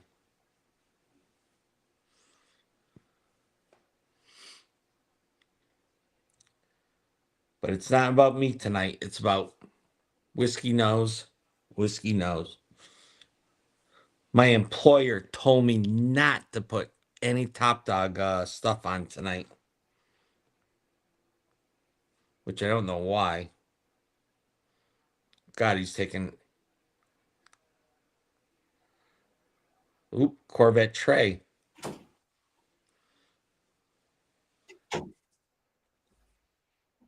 I don't make knives. I engrave knives. Oh, we got Marty back. Marty, wait till you taste that. Get a clean glass and just take a little of it, because you're going to love that. See if I can get it open. Damn. Oh, come on. Damn. An old guy like you should still have some muscles. I'm a lot older than you. Unbelievable. You can open up a Miller. You can open up a Miller Lite with a hard-boiled egg, but you can't open up that bottle. Wow. Obviously. Do you have a Top Dog knife? Mr. Great Shot does. What do you got? Oh yeah. Bitch. God knows he went up 6 stairs, everybody. Yeah, really. Still can't open it. If you remember the money pit, what happened to that guy every time? I think he's over exaggerating. No, I'm not either. That some bitch ain't opening. Oh, come on, Marty. Renee, tighten that. Dude. I said, Renee, fill the bottles. Is there tape on it? No. I've already broke the seal. All right, I got it. Thank God, Marty. I think you over-exaggerated this. Damn, I got to go get a bag of ice for my shoulder. I see people are saying, come on, Nancy. No kidding, man. Dude, I ain't going to argue. All right. I don't want them to leak. Distilleries, Elkwood Reserve, Kentucky Straight Bourbon Whiskey, 15-year single barrel, 132. I want a clean glass on that and an honest review. You did. Don't pour it all because I want you to save it. No, I just did a taste. Okay. That's got a nice little cooked cherry note.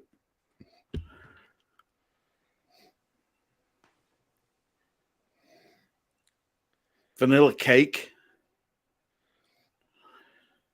Icing for sure. Ooh, proof's there. There might be a little fruit there, John. If it wasn't so unique, it would be my barrel of the year. That is, the cherry starting to punch a little bit hotter than or a little bit more punching through the paper bag than the vanilla cake now.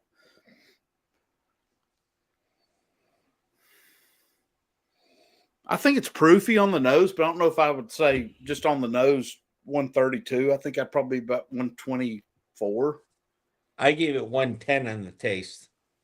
All right. Cheers, buddy.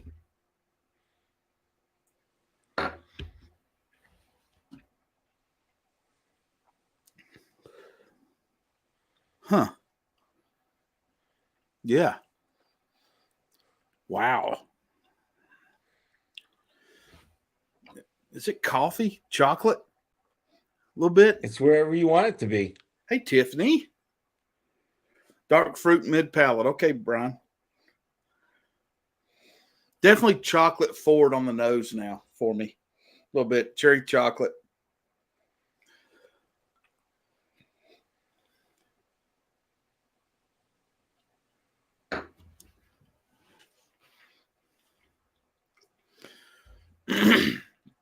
That is extremely start to finish mouth coating. Like it's more mouth coating than the samples, John. It's more mouth coating than Right. the stag.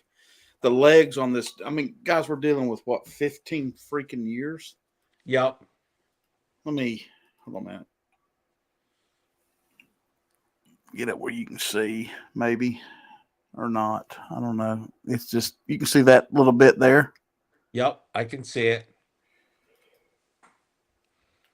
Oily booger. Damn, I am so, like Brian just said, I am proud of that one. Hold on a minute. I want to do a little better. Let me get.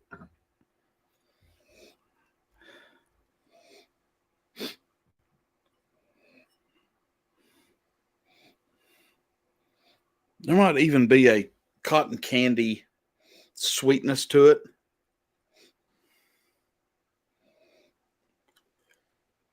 Yeah.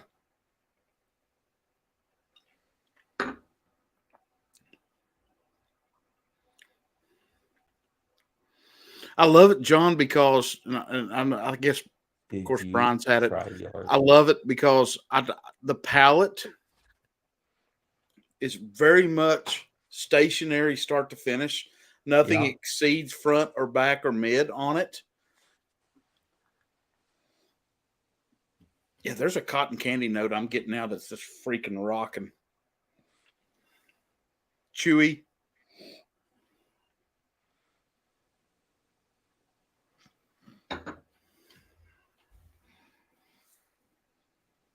The spice is there. The brown sugar's there. The candy notes are there. The cherry note is there. Yeah, that thing's freaking rocking. Travis, I think you've had a couple of these. We've talked about it. Yeah, this is a freaking, God almighty. You can't see the legs like I want everybody to see. Travis got a couple samples of that. Yeah. Tell me that's not good. Nah, it's freaking spectacular.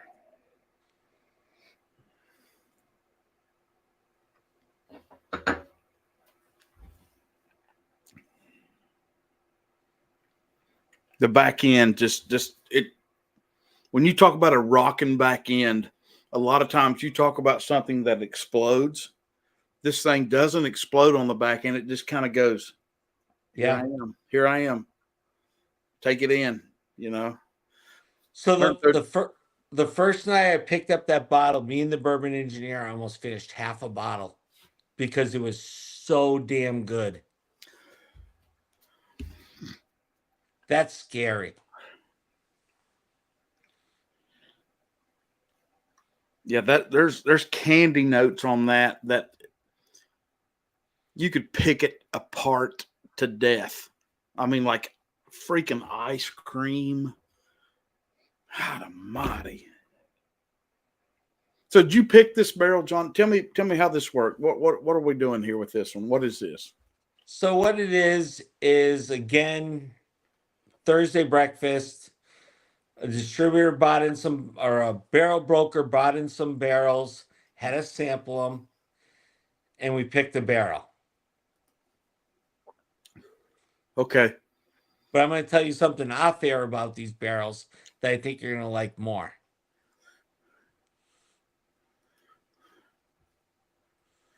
All right. But it is so good. That when we did our first Green River pick, we thought it was good. This barrel is 100% so much better.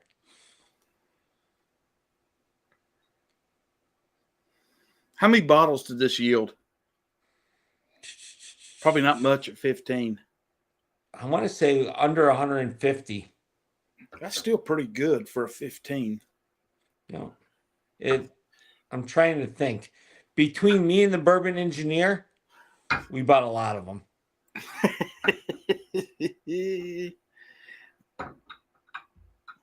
I was getting phone calls before I even tasted it, and I picked it from people all over. Oh yeah. So when you sent me that message about the Brinkman's one, and I said, "Oh yeah, I just had it. I picked up a couple bottles." I didn't even pick up the bottles on this one, and it reached all over for me to pick up bottles for people.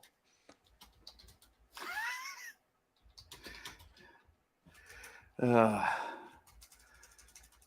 we are so proud of this one. Yeah, I'm putting it in my notes now what this is. Yeah.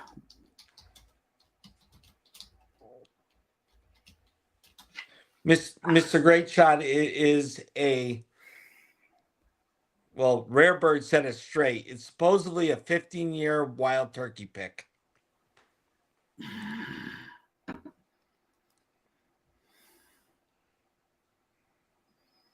I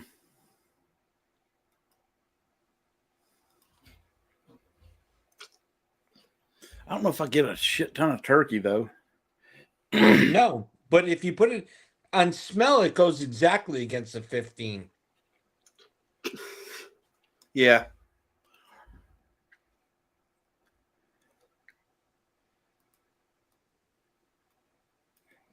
Dude, that's special.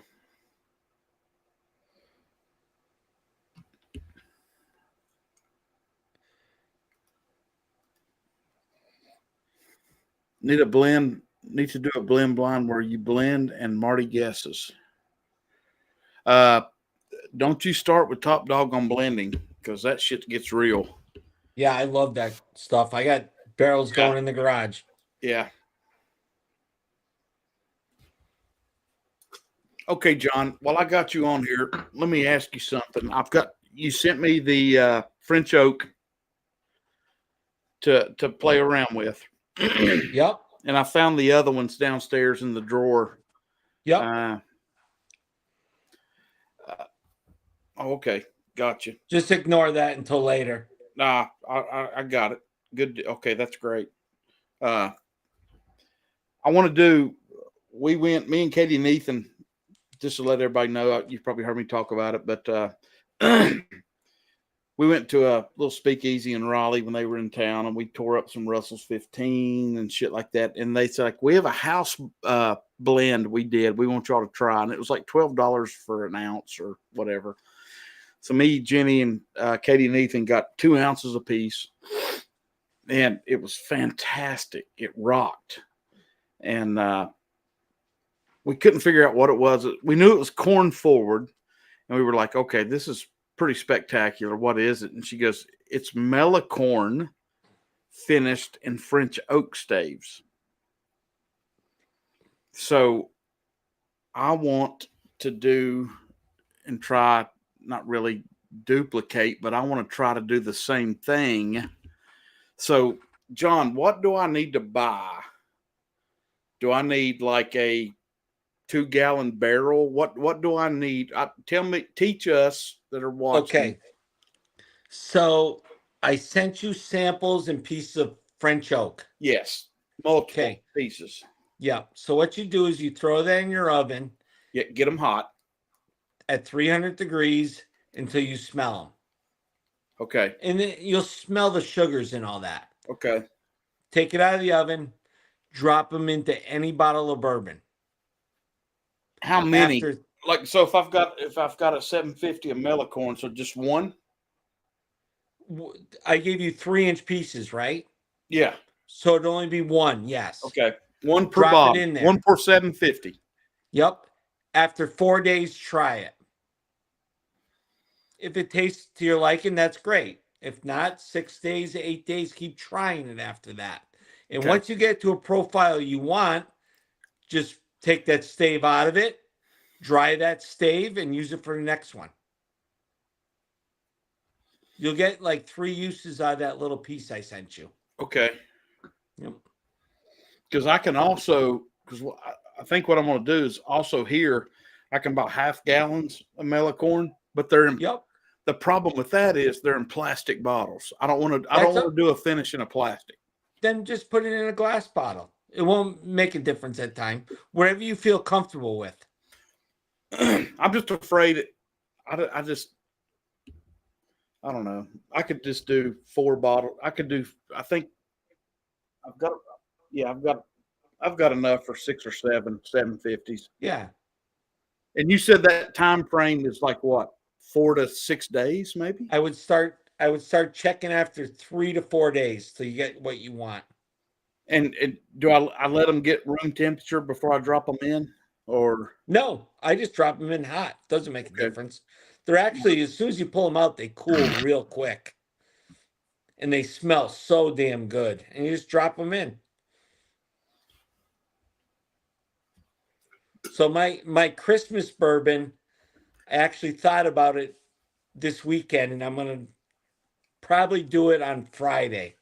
And I'll do a 3-bottle blend with French oak. I think I'm going to do for Christmas this year. Yeah, I'm me and Ethan, when Katie and Ethan were here for my birthday, we were talking about like our favorite finishes, and we are pretty much 100% in agreement that French oak is probably the way to go right now. And I got a lot of those pieces. So, I mean, are you messing with other things, or are you pretty much just sticking with your French oaks? Because I know I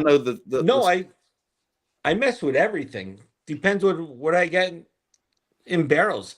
I mean, I'll cut up a barrel, sand all the outside off of it, and just toast it and drop it in a bottle and see what I get. It just adds a little more age to it, and you think it's overaged when it's not. Yeah, because I mean,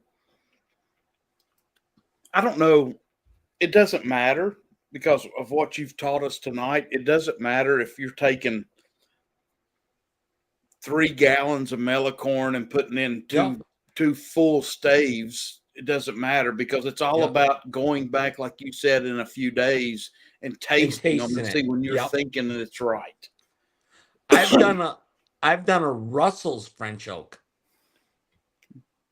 that was amazing. I sent it to Kelsey, and he agreed with me, and it was like, oh my God. And I can't sample it out because I finished the bottle. It was so good. Yeah, we were in awe of that damn melicorn with that French oak. It's like, yeah. Are these like gone? I said, John? I got a couple. I only got 1 6-gallon barrel going in the garage right now. It'll be ready in June is when I'll taste it. And that's going to be summer 2025 when I bottle it. But Christmas or New Year's bottle, whatever I label it, will be out in around Thursday. I'll purchase the bottles I'm thinking of. And I'll probably sample it on Christmas. That's Kentucky 2024. Yeah, I've milked that till I about can't anymore. And I only got like 4 more of those little 5-ounce bottles left. Yeah, that's a hitter. That is good. So yeah, I'm gonna toy with that melicorn. My buddy Kurt in Raleigh loves freaking melicorn, and I'm gonna do that for him. So yeah, I'm really looking forward to doing that. And with all the pieces, the wood samples I sent you, you can do anything. Yeah, sure. And I think that the main thing is heat them up in the oven. And it's around 320 minutes, and you'll smell it, and you're like, oh, I love this smell. And I just put it on a piece of 20 degrees, like something like that for like 3. Yeah, until I smell it. So like if I put it in the oven, because I'm an idiot, I need you to really explain. So if I put it in the oven at, let's say 320, and I go over in the living room and sit in my chair, and I'm like, that smells good. No, you gotta open the door. You'll never catch it on fire. I put it on a piece of tin foil, but you'll never catch it on fire. But just get it to where I'm smelling it over in the chair, and I'm like, okay, that's good enough. Get the tongs, drop it in the bottle. You won't even need tongs. It cools that fast when you take it out. Because you'll be like, oh my God, this smells so good, so good. And you'll grab it, and even though it cools down that fast, it's such a small piece, and just drop it in the bottle. Because I gave all your samples are able to slide in a bottle that I sent you. Yeah. Oh, yeah. Hell yeah. And I found you actually, when you sent me, I was nosing around downstairs last night. You sent me some little bitty pieces of like coasters that had sayings on them. Yep. And I think I had 2 or 3 French oak staves in those. Because what I did is I would say last year or the year before, I went to Maker's Mark and they were selling a stack of French oak staves for like $10. So I Okay. bought them, cut them all up into pieces, and then I toast them when I need them. So they're always used Maker Mark. So the oak that I send you is probably old Jack Daniels barrels or whatever barrel that me and Brian cut up at any given day.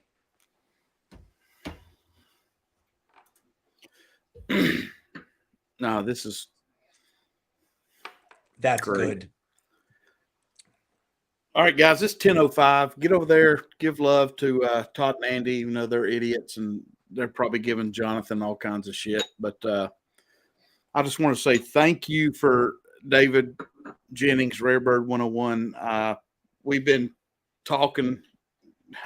I guess we could say we've been friends for a couple of years, and we just couldn't get the timing right. And I had him booked, and this is great. I'm a turkey nut, and that was a lot of fun. So thank you all. Next Tuesday is Christmas Eve. I won't go live. I'll be at my sister's with my family. The next week, we're going to pick it right back up. I've got freaking Greg McDonald. I've got a Scotch blind from Greg. I've got a bourbon blind from Greg. I've got a blind from Jason C. that came with no key. So that'll be freaking weird. We'll get into that. I've got Gunderson sent me a Scotch sample. I've got more. But yeah, 2025 is going to be great. So yeah, guys, thank you all for making 2024 fantastic with these blinds that you've sent me. You've made the effort and you've made the channel grow. What are we, John? About 45 subs from 3,000 now? Something like that? Not from lack of trying, but we need more. Yep. We're getting there. Miracle, thank you for everything you do.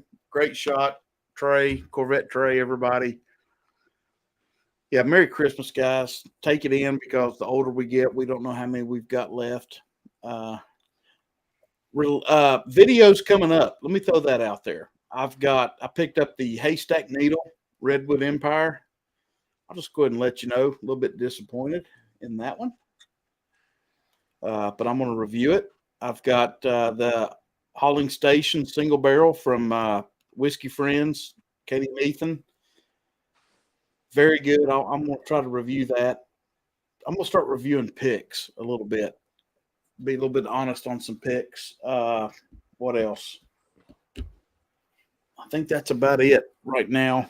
But yeah, 2025 should be fun. So like I said, I get a lot of emails and stuff. Hey, Marty, we're going to do picks and stuff. I'm not going to do just straight picks for the group because there's too freaking many now. There is. I'm not going to try to do that. I will be part of others' picks when I'm invited.